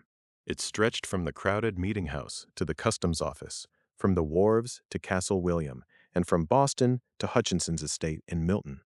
That journey also created suspense inside the public meeting. The crowd had not dispersed. The issue had not softened. The people gathered at Old South were waiting for a result that would determine whether the remaining legal route was open or closed. Rotch's errand was not a private business matter anymore. It had become the town's last test of whether authority would permit a peaceful refusal. For Rotch, the position was almost impossible. If he complied with the demands of the crowd and tried to send the tea back, he ran into the authority of customs law and the governor. If he complied with the officials and allowed the tea to be landed, he faced the fury of a town that had spent weeks declaring that the tea must not come ashore. His movements on that day show how the Tea Party emerged not from a lack of procedure, but from too much procedure closing around a political conflict. Boston did not move directly from anger to the wharf. It first attempted to force the law to produce an outcome the law was not designed to allow. Hutchinson's role in this moment was equally clear. As governor, he represented the imperial legal framework in Massachusetts. He had little reason to accept a departure that would undermine the collection of the duty and the authority behind it. To allow the Dartmouth to sail away with its tea still aboard would have been, in the eyes of imperial administration, more than a practical concession. It would have signaled that organized colonial pressure could defeat the customs system before the duty was collected. So the appeal to Hutchinson was never only about one ship. It was about whether the governor would bend the rules to prevent disorder or hold to the rules even if holding to them made disorder more likely. That was the pressure point of the day. The crowd wanted the ship gone. Customs law required proper clearance. Castle William guarded the harbor passage. Hutchinson held the authority the vessel still needed. The scene also reveals why Boston's resistance had become so difficult to contain. Public meetings could still speak in the language of rights and lawful petition. Rotch could still be sent as a messenger through recognized channels. The request could still be framed as a plea for permission, not yet as a threat of destruction. But each of those formal steps exposed the same underlying fact. The imperial system would not easily permit the one outcome the town demanded. By the time Rotch made the journey to Milton, the crisis had become a contest over the meaning of legality itself. For officials, legality meant unloading, entering the cargo, and paying the duty under customs law. For the opponents gathered in Boston, legality without consent looked like coercion. They believed that if the tea was landed and taxed, Parliament's claim would be strengthened in daily life in every cup purchased under that system. The law might call it ordinary administration. The crowd saw it as the enforcement of a principle they had already rejected. Rotch's last legal appeal therefore stands as one of the quietest but most decisive moments in the whole episode. There was no crashing of chests yet, no axes striking wood, no tea darkening the harbor water. There was a messenger on the road, a governor at Milton, a ship waiting in the harbor, and thousands of people gathered in a meeting house in Boston. The drama was procedural, but the stakes were enormous. If permission had been granted, the Dartmouth might have passed Castle William and carried its tea away. The town could have claimed a victory without the destruction that later made the event famous. But if permission was denied, the meaning of the day would change. The people waiting at Old South would hear that the final legal exit had been blocked. The customs system, the governor's authority, and the harbor defenses would all point in the same direction. The tea could not leave unless the law was satisfied. Rotch's return from Milton would carry that answer back into the crowded heart of Boston. And when the report reached Old South Meeting House, the careful sequence of appeals, meetings, and legal maneuvers would give way to a different kind of decision. Rotch's return from Milton carried more than the answer of one governor. It carried the weight of the imperial system back into Old South Meeting House. For hours, Boston had been trying to force open a legal path that would let the Dartmouth leave with its tea still aboard. The route had moved from the harbor to the customs officers, from customs authority to the governor's country estate, and now back again to the crowded meeting in the heart of town. Every step had made the issue more precise. Could the tea be sent away without being landed, entered, and taxed? Governor Thomas Hutchinson's answer was no. Hutchinson would not allow the vessel to leave unless it was properly cleared under customs law. That refusal was the final official barrier. It was not merely a personal choice made in isolation, and it was not only a moment of stubbornness. Hutchinson stood inside an imperial legal framework that defined what a ship, a cargo, and a colonial port were supposed to do. The Dartmouth had arrived in Boston Harbor on November 28, 1773, carrying East India Company tea. Under the customs rules at the center of the crisis, the tea could not simply be turned around because a mass meeting demanded it. Duties, entries, clearances, and permissions mattered. The harbor was not an open road. It was a governed space. That is why Castle William mattered. A vessel leaving Boston Harbor had to pass the harbor fortification, and passage depended on permission. A ship could not simply slip away while the governor, customs officers, consignees, and thousands of townspeople argued over its cargo. To Hutchinson, allowing the Dartmouth to depart without proper clearance would have meant allowing public pressure to override customs procedure. It would have weakened the authority of the law at precisely the point where the Crown's authority was being tested. But to the people waiting at Old South Meeting House, that same refusal meant something very different. It meant that the last ordinary channel had failed. This is the tension that made the evening so dangerous. Both sides understood the question in legal terms, but they drew opposite conclusions from the law. Hutchinson's position rested on the idea that the rules had to be enforced because they were rules. The crowd's anger rested on the belief that those rules had become instruments of a larger injustice. The Tea Act had not created a new tax, but it preserved Parliament's claim to tax the colonies through the existing duty on tea. The East India Company's privileged access to the colonial tea market made that claim visible in a form people could see, buy, refuse, unload, or destroy. By the time Rotch returned from Milton, the issue was no longer abstract. It was in the harbor, sealed in chests, guarded by legal deadlines, and tied to ships that could not lawfully depart.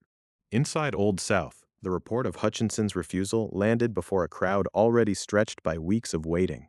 The meeting house itself had become a symbol of the crisis. Built in 1729 as a Puritan house of worship, Old South was the largest building in colonial Boston, standing at 310 Washington Street.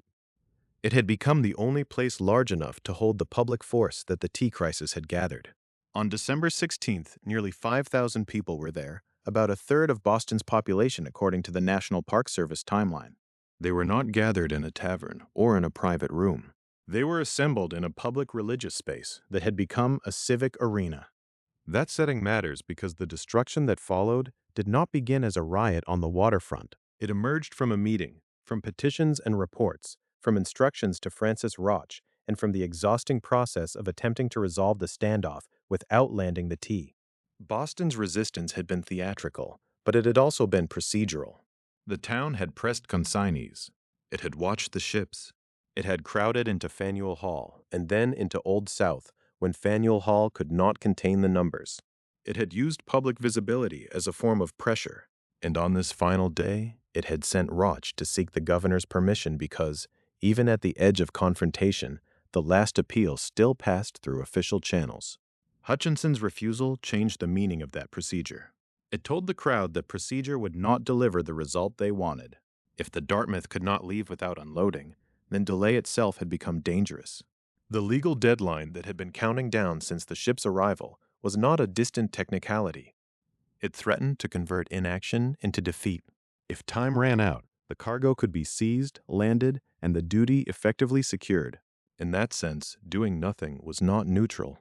Waiting could allow the imperial system to achieve through law what the crowd had tried to prevent through public pressure.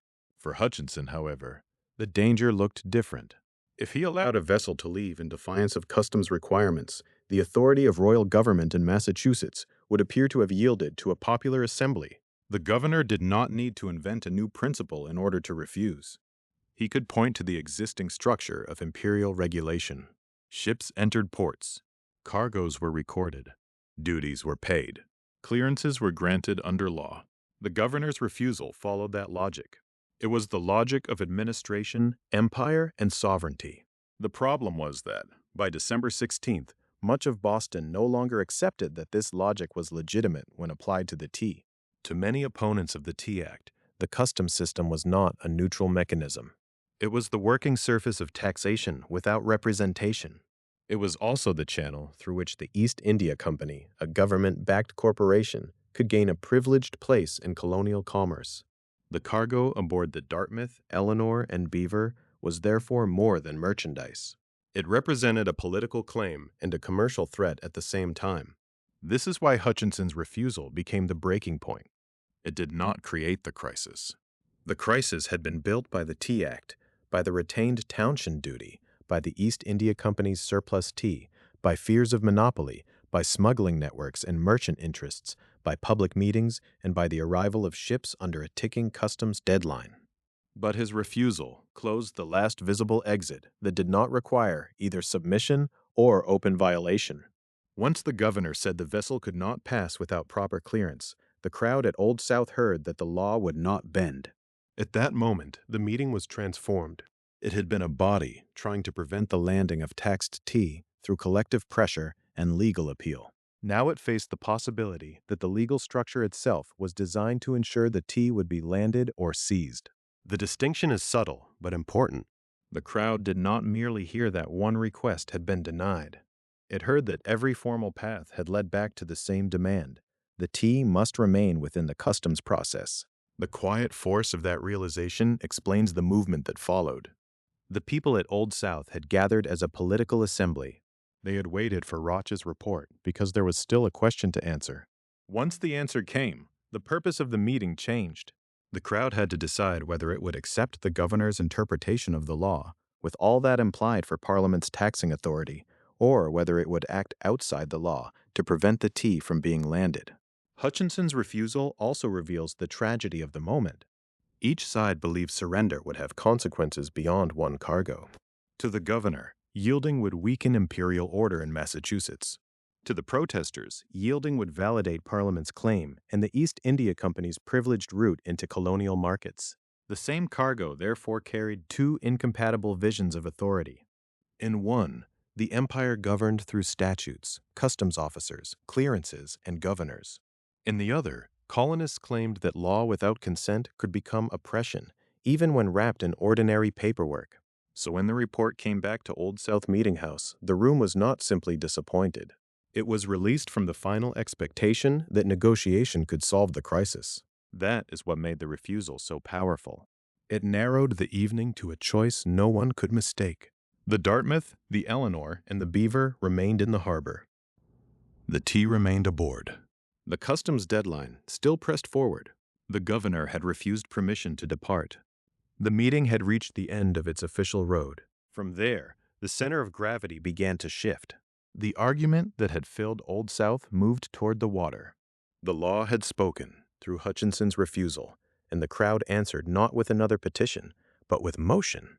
Outside the meeting house, Boston streets led down toward Griffin's Wharf, where the ships waited, and where the crisis of paper, permission, and authority would become a physical act in the dark.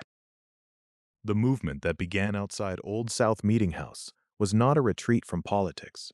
It was politics changing form. Inside the meeting house, the crisis had still belonged to speeches, motions, reports, and legal requests. Outside, in the dark streets of Boston, it began to belong to bodies in motion. The refusal from Governor Thomas Hutchinson had closed the last visible path by which the tea might leave without being landed, entered, and taxed. The crowd did not need a new theory of resistance to understand what that meant. The Dartmouth, the Eleanor, and the Beaver were still at the waterfront. The East India Company tea was still aboard. Customs law still required obedience. And the harbor, which had seemed for weeks like a place of delay, had become the place where delay would end. From Old South Meeting House, the route led toward Griffin's Wharf. That movement matters because the Boston Tea Party did not begin as a scene on a ship. It began as a civic crisis in a meeting hall. Only after the final legal appeal failed did the center of action shift toward the water.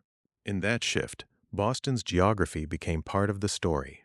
Old South Meeting House stood as a place of assembly, argument, and public pressure. Griffin's Wharf stood as the place where the objects of the dispute could be reached. Between them lay the streets of a town that had spent weeks watching law and resistance harden against one another. The waterfront was not just a backdrop. It was the physical intersection of empire. There, the East India Company's cargo sat inside colonial space, but under imperial rules. There, customs authority reached into the harbor through deadlines, clearances, and duties. There, merchant shipping, corporate privilege, and parliamentary sovereignty were tied together in wood, rope, paper, and tea chests. Griffin's Wharf was the point where a policy passed in London had become a set of ships in Boston Harbor. It was where the argument over taxation without representation could no longer remain abstract. The crowd that moved toward the wharf was large, but the group that carried out the destruction was smaller and more organized.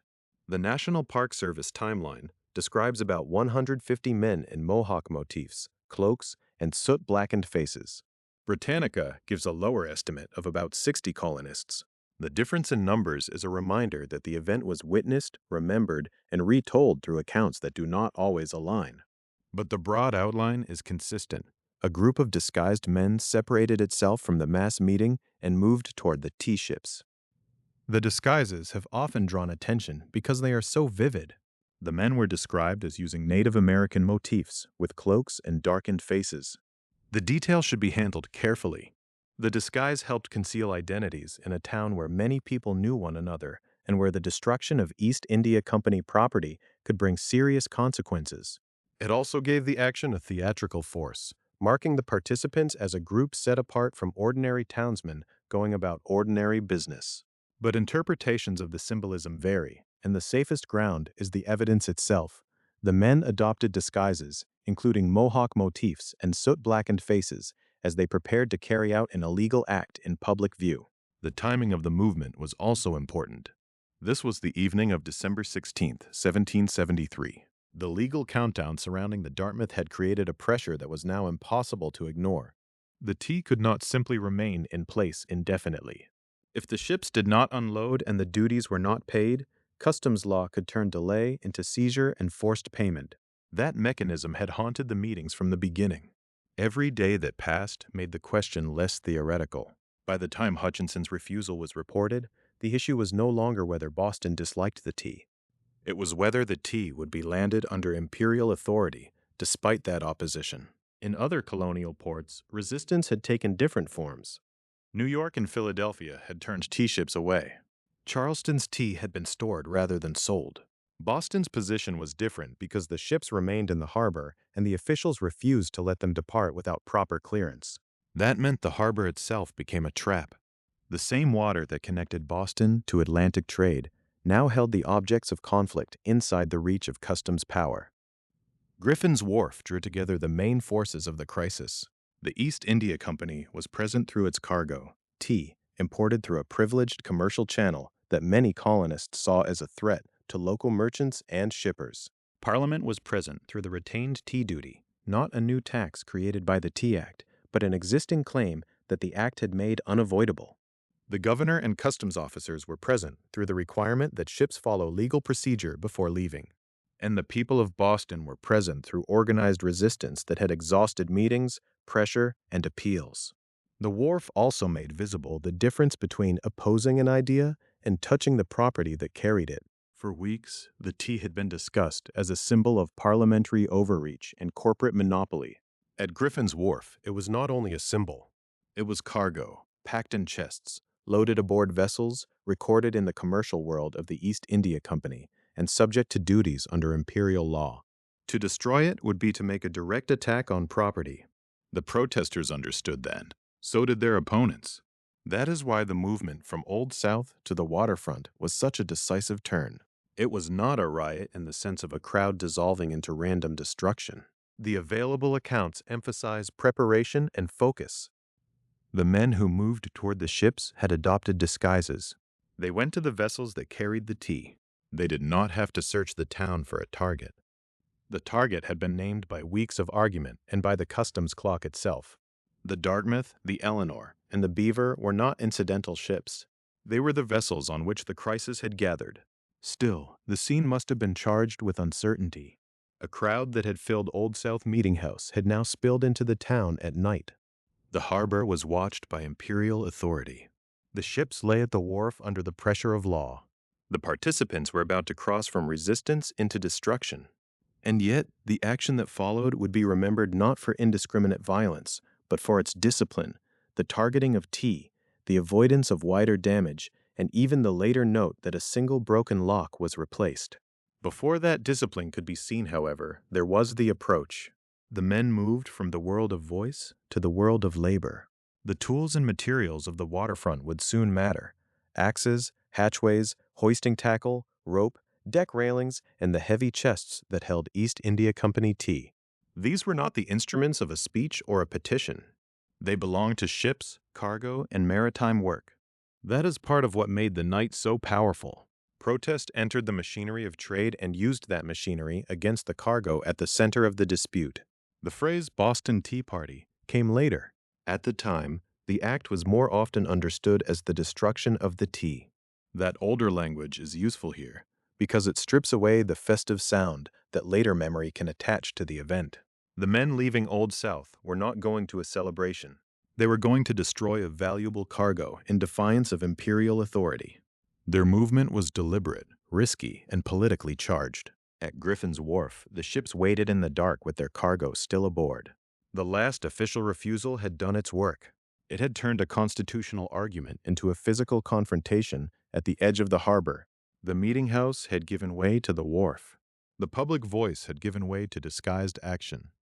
And the tea chests, still sealed inside the Dartmouth, the Eleanor, and the Beaver, were about to become the center of a 3-hour labor that would carry the crisis from Boston streets into the water itself. At Griffin's Wharf, the argument no longer depended on speeches. It depended on hands, tools, shipboard space, and the disciplined use of force. The Dartmouth, the Eleanor, and the Beaver were not symbols in the abstract that night. They were working vessels, with decks, hatchways, holds, ropes, tackle, railings, and cargo packed in chests. To destroy the tea, the protesters had to do more than make a dramatic entrance. They had to turn a political decision into a coordinated labor on board 3 ships in Boston Harbor. The work began after the crowd had moved from Old South Meeting House toward the waterfront on December 16, 1773. The legal path had closed. Francis Rotch had returned with Governor Thomas Hutchinson's refusal to let the Dartmouth leave unless it was properly cleared under customs law. The tea could not simply sail away untouched. If it stayed, the customs deadline threatened seizure, unloading, and payment of duties. That is why the ships themselves became the place where the crisis had to be resolved. The men who boarded them entered a confined maritime world. A ship's cargo was not displayed in the open like goods in a market. The tea was inside chests, and the chests had to be reached, lifted, opened, and emptied. The National Park Service reconstruction emphasizes the practical nature of this action. The protesters used axes. They worked through hatchways. They used hoisting tackle and rope. They moved the chests across the decks and toward the sides of the vessels. Deck railings became part of the process, the edge over which the cargo passed from ship to harbor. This detail matters because it changes the scene from a simple image of anger into one of method. The destruction of the tea was not just a crowd surging through property. It was a task performed under pressure, in darkness, with many eyes nearby, and with the possibility of legal consequences hanging over every movement. Tea chests were heavy objects. They had to be handled in sequence. Some had to be brought up from below. Hatchways had to be opened. Hoisting tackle, the same kind of shipboard equipment used for cargo handling, could be turned toward the opposite purpose, not landing goods for sale, but raising them so they could be destroyed.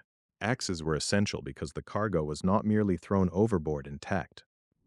The chests had to be broken open. If the tea remained sealed inside wooden containers, it might float, be recovered, or be treated as damaged property rather than fully destroyed cargo. Breaking the chests exposed the tea itself. Once opened, their contents could be poured into Boston Harbor, where salt water would make the East India Company's tea unsellable. The act was therefore not only symbolic, it was materially exact. It was designed to prevent the tea from entering the colonial market, prevent the duty from being collected through its sale, and prevent the cargo from being rescued as usable merchandise. The commonly cited total is 342 chests of East India Company tea destroyed that night. That number has become one of the fixed figures in the memory of the event, but it also points back to the scale of the operation. 342 chests could not be disposed of in a single burst of fury. They required time, repetition, and coordination. Men had to move from hatchway to hold, from hold to deck, from deck to rail. They had to open the chests, empty them, and continue until the cargo of the Dartmouth, the Eleanor, and the Beaver had been rendered useless. The National Park Service reconstruction places the action at about 3 hours, ending around 9 o'clock in the evening. That time frame is important. 3 hours is long enough for impulse to fade and discipline to matter. A short riot can be carried by sudden momentum. A 3-hour action requires organization, or at least a shared understanding of limits. The men on the ships had to keep returning to the same purpose, tea and only tea. The restraint of the destruction became part of how the event was later described and defended. Sources emphasize that the protesters targeted the tea rather than the ships themselves or the waterfront more broadly. They did not set out to burn the vessels. They did not turn Griffin's Wharf into a general scene of plunder. The ships were the platform, not the target. The cargo was the target because the cargo was the point at which Parliament's retained tea duty, the East India Company's privileged access, customs law, and colonial resistance all met in physical form. That distinction did not make the act lawful. It was still the destruction of valuable private corporate property protected by imperial authority. But it helps explain how the protesters understood their own conduct. The purpose was not to enrich themselves. It was not to seize tea for resale or personal use. It was to stop the tea from being landed, taxed, and sold. In that sense, the harbor became the final answer to the legal trap that had formed around the ships. If the tea could not leave Boston without clearance, and if officials would not allow it to depart, the protesters would make sure it could not be used to complete the imperial claim. The scene on each vessel must have combined urgency with routine shipboard mechanics. Rope, tackle, railings, hatchways, and axes were ordinary materials of labor and cargo handling, but that night they served a political end. The men did not need to invent a new technology of protest. They used the working language of the waterfront. A port town knew ships. It knew cargo. It knew the difference between goods landed into commerce and goods lost to water. The protesters used that knowledge to make the tea disappear from the chain of sail. The three ships also mattered because the crisis had outgrown the Dartmouth alone. The Dartmouth had begun the countdown when it arrived in Boston Harbor on November 28, 1773, carrying 114 chests of tea. But by the night of December 16th, the Eleanor and the Beaver had also become part of the confrontation. The Beaver, delayed earlier by quarantine after a smallpox outbreak, now stood with the others at Griffin's Wharf. The protests therefore had to deal with all three vessels, not just the first ship that had brought the deadline into motion. As the work continued, the water around the ships became the visible measure of success. Chest after chest was opened and emptied. The tea that had moved through East India Company commerce, through storage and shipping, through the legal machinery of empire, was reduced to loose leaves in Boston Harbor. What had been packed as cargo became waste. What had been intended for sale became evidence of defiance. The actions ending around 9 o'clock gives the night an almost stark shape. Earlier, Old South Meeting House had held thousands of people in political suspense. By evening, the movement had shifted to the wharf. By about 9, according to the National Park Service reconstruction, the destruction was complete. 3 hours had turned a standoff into an irreversible act. The tea was gone, and with it the possibility that this particular cargo could be quietly landed, taxed, and absorbed into ordinary commerce. Yet the careful boundaries of the night would become as important as the destruction itself. The protesters had attacked a specific cargo because that cargo carried a specific political meaning. They had used force, but they had tried to confine that force. The ships remained. The broader waterfront remained. The point was not random damage, but the destruction of tea as a contested object of empire. To understand why that mattered so deeply, the cargo itself has to come back into view. The chests were not generic packages.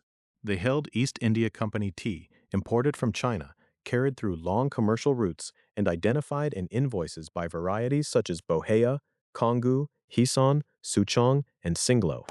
On the night at Griffin's Wharf, those global goods became local targets.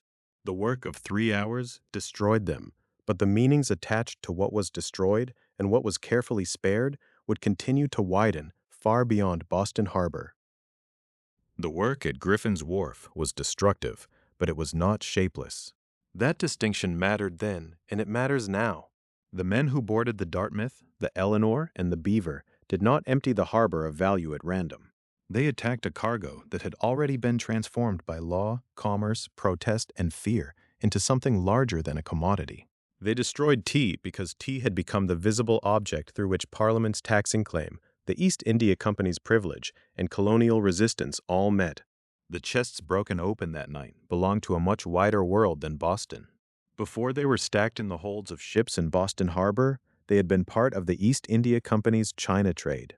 The tea had moved through East India Company commerce, across oceanic routes, into the warehouses of London, and then outward again toward North American colonial ports. By the time the cargo reached Boston, it carried layers of meaning from each stage of that journey. In China, tea was a traded product. In East India Company hands, it became a corporate asset. In London warehouses, it became part of an imperial problem, a stockpile that Parliament and the company needed to move. In North America, under the Tea Act of 1773, it became the object of a political test. If the tea could be landed and sold, the Townshend duty would remain not just a principle on paper, but a functioning tax paid through everyday consumption. That is why the cargo cannot be treated as background. The tea was not merely the thing destroyed after a political argument had failed. It was the political argument in material form. The East India Company invoice for the destroyed tea listed recognizable varieties. The names are easy to pass over, but they remind us that this was a real commercial cargo, classified, valued, and prepared for sale. The varieties included Bohea, Kongu, Hyson, Souchong, and Singlo, also described in the research notes as Singlo or Hyson skins. One National Archives source on the invoice lists Bohea at 80 chests and 28,625 pounds in one section of the table. Those figures put weight and texture back into the story. The destroyed cargo was not an abstract mass. It was sorted tea, named tea, invoiced tea, shipped through a global imperial system. Bohea and Kongu were not slogans. Hyson, Souchong, and Singlo were not constitutional phrases. They were varieties meant to be sold, brewed, and consumed. But in Boston, after weeks of meetings, deadlines, and official refusals, those varieties had become part of a confrontation over who had authority to shape colonial trade and who had authority to tax colonial consumers. A household drink had become an imperial test case. That transformation is one of the central facts of the Boston Tea Party. The crisis drew its force from the closeness of the object. Tea was ordinary enough to be familiar, valuable enough to matter, and politically charged enough to become dangerous. It could sit in a chest as merchandise, in an invoice as property, in a warehouse as surplus, in a customs system as taxable import, and in a meeting at Old South as evidence of Parliament's claim. When the protesters broke the chests and threw the contents into Boston Harbor, they were destroying a commodity that had already become a symbol. But the boundaries of that destruction were just as important as the destruction itself. Accounts of the night repeatedly emphasize that the protesters tried to avoid wider damage. They boarded 3 ships and attacked the tea. They used shipboard spaces and tools to remove it from the holds, break open the chests, and cast the contents into the water. Yet the ships themselves were not the intended target. The wharf was not burned. The harbor front was not looted. The protest was forceful, public, and illegal, from the point of view of imperial authority, but it was also disciplined in the way it selected its object. The National Park Service notes one small but revealing detail. A single broken lock was later replaced. That detail has become part of the way the event is remembered, because it captures the protesters' effort to separate political destruction from ordinary theft or vandalism. The lock mattered not because it was expensive compared with the tea, but because replacing it helped define the intended boundary of the act. The tea was to be destroyed. Other property was to be spared. There is a kind of political theater in that distinction. It was not theater in the sense of make-believe. The financial loss was real. The East India Company's cargo was gone. The imperial government would treat the destruction as a grave offense, and Parliament would later answer with punitive measures that struck at Boston's port and Massachusetts' government. But the form of the protest sent a message. The protesters were saying, through their actions, that the issue was not private gain. They were not taking the tea home. They were not enriching themselves through the seizure. They were removing the disputed object from the marketplace before it could be landed, taxed, and sold. That is why the harbor mattered. Throwing the tea into the water made it unusable. It did not transfer ownership from the company to the crowd. It did not create an alternative market in stolen goods. It erased the cargo as a commercial product. The tea that had traveled from China through East India Company commerce, London warehousing, and Atlantic shipping ended its journey, not in colonial cups, but in the salt water beside Griffin's Wharf. The act also answered the legal trap that had narrowed around the ships. If the tea remained aboard past the customs deadline, royal officials could move toward seizure and the payment of duties. If it was unloaded, the duty would be collected and the principle of parliamentary taxation would be strengthened in practice. If Governor Thomas Hutchinson would not allow the ships to leave without proper clearance, the protesters chose a fourth path. They destroyed the cargo that made the trap work. Seen from that angle, the careful sparing of other property was not incidental. It helped clarify the logic of the protest. The target was the tea, because the tea connected every part of the crisis. The East India Company's surplus, Parliament's retained duty, the Tea Act's privileged channel of sale, the fear of monopoly, the customs deadline, and the refusal to let the vessels depart. No other object on the wharf carried that exact burden. The named varieties deepen that point. Bohea, Congo, Hyson, Sochong, and Singlo had entered the records as trade goods. They belonged to the language of merchants, invoices, cargo lists, and warehouses. But by the night of December 16th, 1773, those same names belonged to the language of resistance. They show how global trade could be made local, and how local protest could strike at a worldwide commercial system. A leaf grown and processed across the ocean could become, in Boston, the material through which colonists rejected a structure of imperial authority. There is also a quiet irony in the fact that the destroyed cargo was tea from China, not a British agricultural product. The empire did not need the tea to be British grown for it to serve British imperial purposes. The power lay in control of trade routes, corporate privilege, warehousing, shipping, customs regulation, and taxation. The East India Company's position connected distant production to imperial finance and colonial consumption. The Tea Act sought to make that chain more effective. The Boston protesters broke the chain at the point where it touched their own harbor. That is one reason the event became so powerful in memory. It condensed a vast system into a single image: chests of tea opened at night and emptied into Boston Harbor. But the image can become too simple if the cargo disappears into legend. The tea had variety names. It had invoices. It had weight. It had a route. It had owners. It had a legal status. It had a political meaning that had been built over months and years, from the Townshend duty to smuggling disputes, from the Tea Act to the meetings at Old South. And the restraint shown toward other property gave the destruction its particular shape. It did not make the action moderate in the eyes of British officials. It did not prevent punishment. But it did help the protesters frame what they had done as an act of political necessity rather than uncontrolled riot. The replacement of a broken lock, small as it seems, belongs to that argument. It is a detail that says, this was aimed. The cargo was destroyed because it had become intolerable as cargo. The ships were spared because the ships were not the point. The lock was replaced because unnecessary damage weakened the message. The tea went into the harbor because, for the protesters, allowing it to remain within the machinery of customs law was another form of surrender.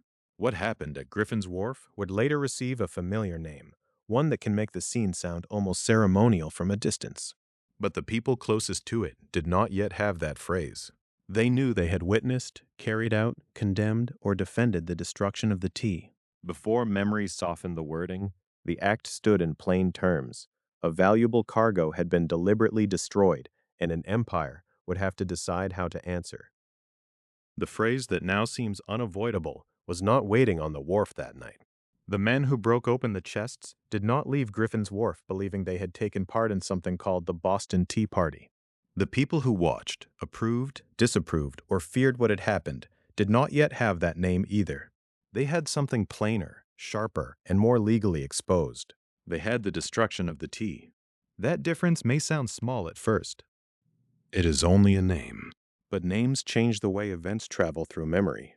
According to the National Archives exhibition, the event was not called the Boston Tea Party until about 50 years later. In the language closer to the moment, contemporaries often referred to it as the destruction of the tea.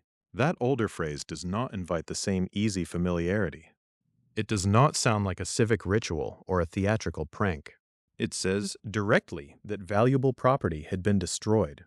For a documentary history, that distinction matters because the familiar name can soften the scene.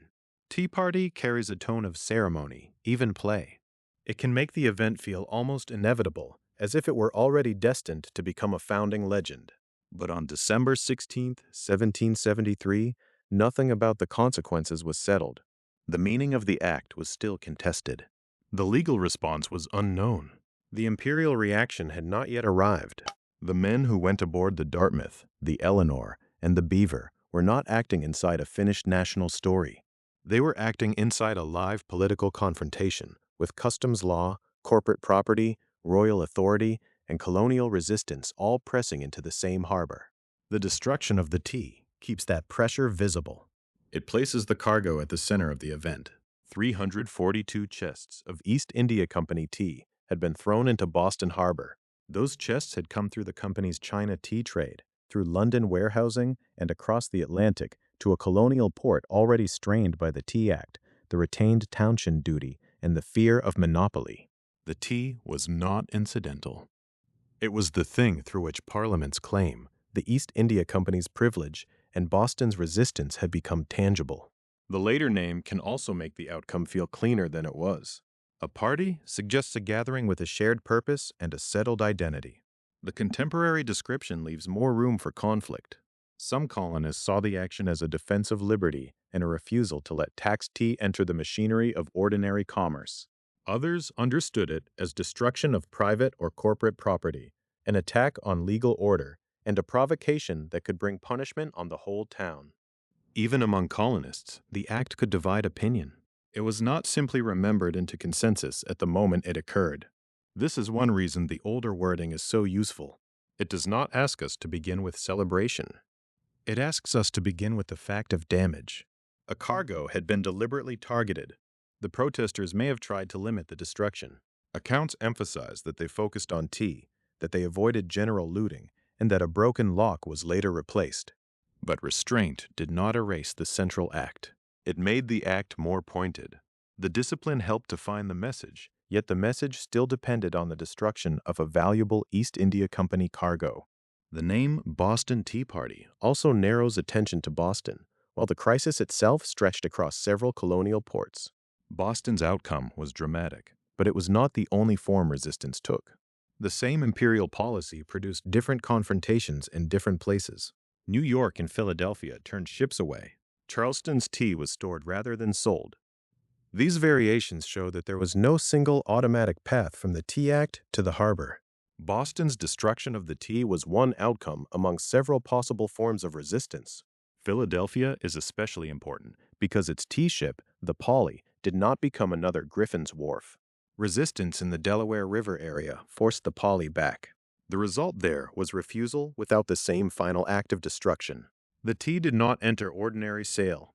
The duty was not quietly accepted through consumption. But the cargo was not broken open and thrown into the water in the way it was in Boston.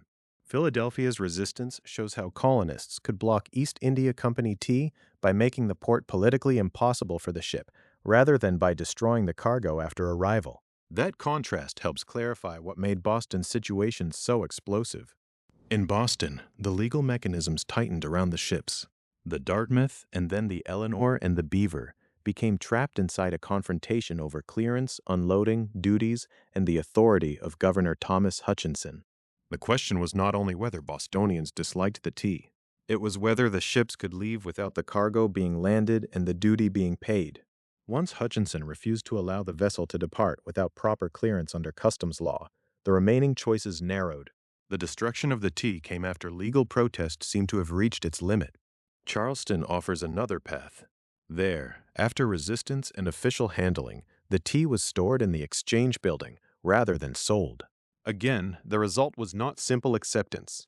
The tea did not become an ordinary consumer good moving quietly through the market. But neither did Charleston's resistance take the same form as Boston's.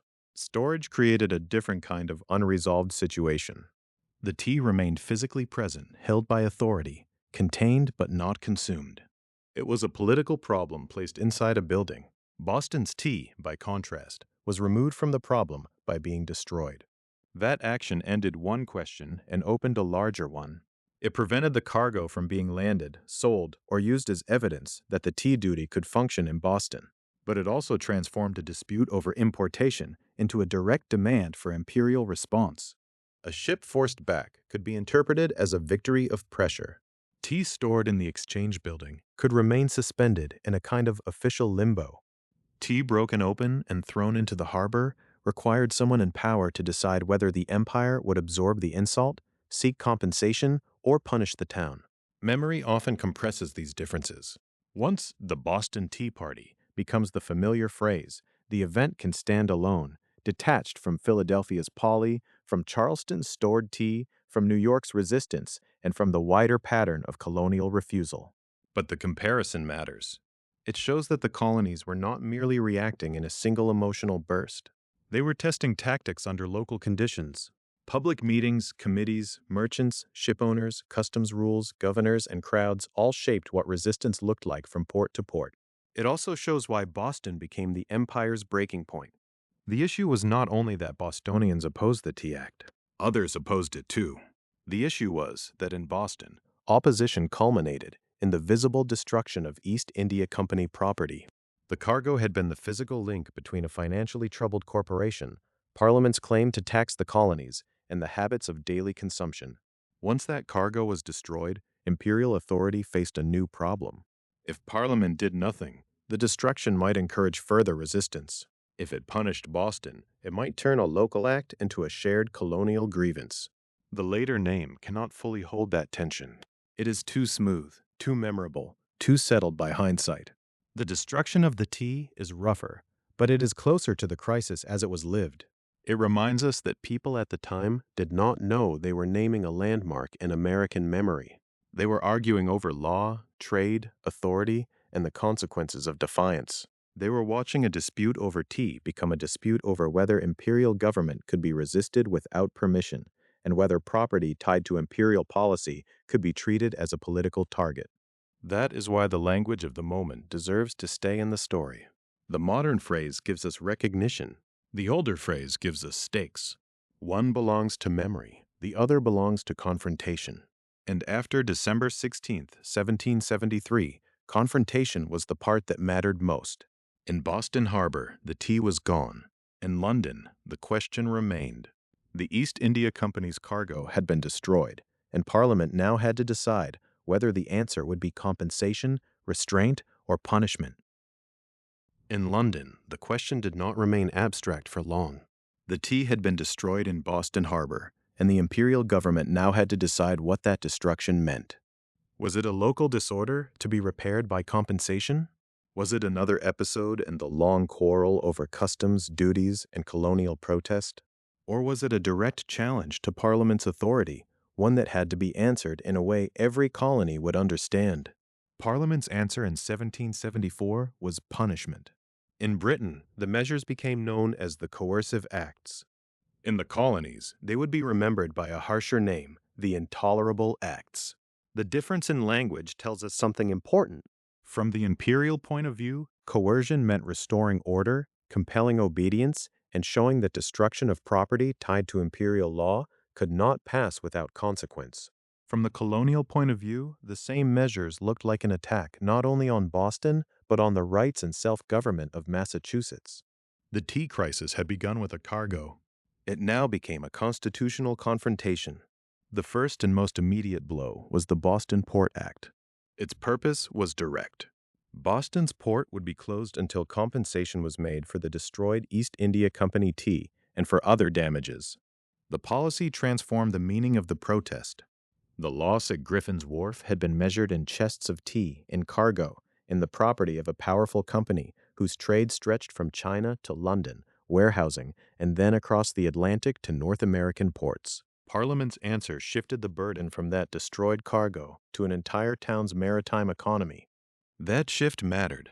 Boston was not merely the place where the tea had been destroyed. It was a working port, a town whose waterfront connected merchants, sailors, laborers, ship owners, shopkeepers, customs officials, and consumers. Closing the port did not punish only the men who had boarded the Dartmouth, the Eleanor, and the Beaver. It placed pressure on a whole community. The harbor that had been the stage of resistance became the instrument of reprisal. The logic was unmistakable. If Boston would not protect the property that arrived under imperial law, Boston would lose access to the sea trade on which it depended. If the town would not make compensation, the town would be made to feel the cost of defiance. The destruction of the tea had been selective. The punishment was broad. The Boston Port Act also carried a message beyond Massachusetts. Other colonial ports had resisted East India Company tea in their own ways. New York and Philadelphia had turned ships away. In Charleston, tea had been stored rather than sold. But Boston had gone further. There, the cargo had been broken open and thrown into the harbor. Parliament's response warned that resistance to imperial policy could bring consequences not just to individuals and not just to a single cargo, but to the civic and commercial life of a town. The coercive acts did not stop with the port. Parliament's response also included the Massachusetts Government Act, the Administration of Justice Act, and the Quartering Act. Together, these measures made clear that the imperial answer was not limited to repayment for tea. The response reached into government, law, and military authority. The Massachusetts Government Act addressed the structure of government in the colony. Its importance lay in what it signaled. Parliament was prepared to alter the political arrangements of Massachusetts in response to unrest. The tea crisis had therefore moved beyond a dispute over trade regulation or customs enforcement. It now touched the deeper question that had been building for years. Who had the authority to shape the political life of a colony? If Parliament could preserve the tea duty as a statement of sovereignty, if it could protect the East India Company's privileged access to colonial markets, and if it could then alter Massachusetts' government after resistance, the colonists were forced to confront the breadth of imperial power in a new way. The Administration of Justice Act formed another part of that coercive response. Its presence among the measures shows how the crisis had expanded into questions of courts, accountability, and the handling of officials in times of unrest. The issue was no longer simply whether taxed tea could be landed. It was whether imperial officers and imperial policy would be shielded by legal arrangements controlled from outside the colony, and whether colonists could trust the ordinary processes of justice when political conflict involved the crown's authority. Then there was the Quartering Act. In the atmosphere after the destruction of the tea, military power was not a distant idea. It was part of the imperial toolkit for restoring order in a province the government now treated as dangerously unstable. Alongside the port closure and changes to government and justice, quartering added another layer to the colonial fear that civil life in Massachusetts could be brought under pressure by force. Together, these acts changed the scale of the conflict. Before Griffin's Wharf, the struggle had centered on tea, taxation, smuggling, monopoly, customs rules, and the authority of Parliament to collect a duty from people who had no direct representation in Parliament. After the coercive acts, the dispute widened. It became a debate over whether Parliament could punish a whole community, reshape a colonial government, influence the administration of justice, and impose military burdens in response to political resistance. That widening is one of the central consequences of the tea crisis. Parliament intended the measures to isolate and discipline Massachusetts, but punishment could also create sympathy. When Boston's port was closed, the issue was no longer only whether the town had gone too far on the night of December 16, 1773. The question became whether any colony could feel secure if Parliament could answer resistance in this way. The destruction of the tea had been divisive. It was not universally praised, even in Massachusetts. Loyalist condemnation, including in places such as Marshfield, reminds us that colonial society was not united in a single opinion. Many people feared disorder, rejected property destruction, or remained attached to imperial authority. But the coercive acts gave opponents of Parliament a new argument.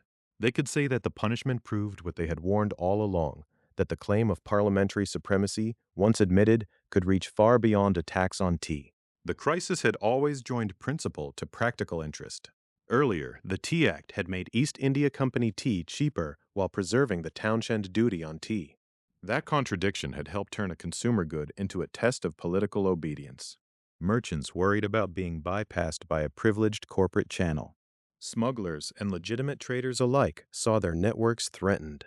Public meetings at Faneuil Hall and Old South Meeting House had tried to force a legal outcome before the customs deadline made surrender unavoidable. Francis Rotch's final appeal to Governor Thomas Hutchinson had failed. The tea had gone into the harbor. Now, with the port closed and Massachusetts under coercive pressure, the same pattern repeated at a larger scale. A policy meant to enforce authority instead spread resistance. The imperial government tried to make Boston an example. In doing so, it made Boston's punishment a common colonial concern. This is why the Boston Tea Party cannot be understood only as a dramatic night at Griffin's Wharf. The boarding of the Dartmouth, the Eleanor, and the Beaver was the visible rupture, but the breaking point came from what followed. Parliament's answer turned a local act of destruction into a test case for empire. The issue was no longer just whether the East India Company would be repaid. It was whether obedience could be compelled by closing a port, altering government, reshaping justice, and asserting military power. The familiar name, Boston Tea Party, can still make the event sound contained, almost neat. But the older language, the destruction of the tea, brings us closer to the danger people understood at the time. Property had been destroyed, law had been defied, authority had been challenged, and then authority answered with punishment. By 1774, the tea itself was gone from the harbor, but the questions it carried had not disappeared. They moved from wharf to legislature, from town meeting to imperial debate, from Boston to the other colonies. What began as a struggle over a cargo of East India Company tea became a struggle over the limits of Parliament, the rights of colonists, and the future of British authority in America. The Empire answered with forceful measures, expecting obedience. Instead, the punishment of Boston helped turn scattered resistance into something more organized, more intercolonial, and more difficult to contain. The crisis had exposed the fragile connections between commerce, law, and power. Once those connections began to break, neither cheaper tea nor closed ports could put them back as they had been.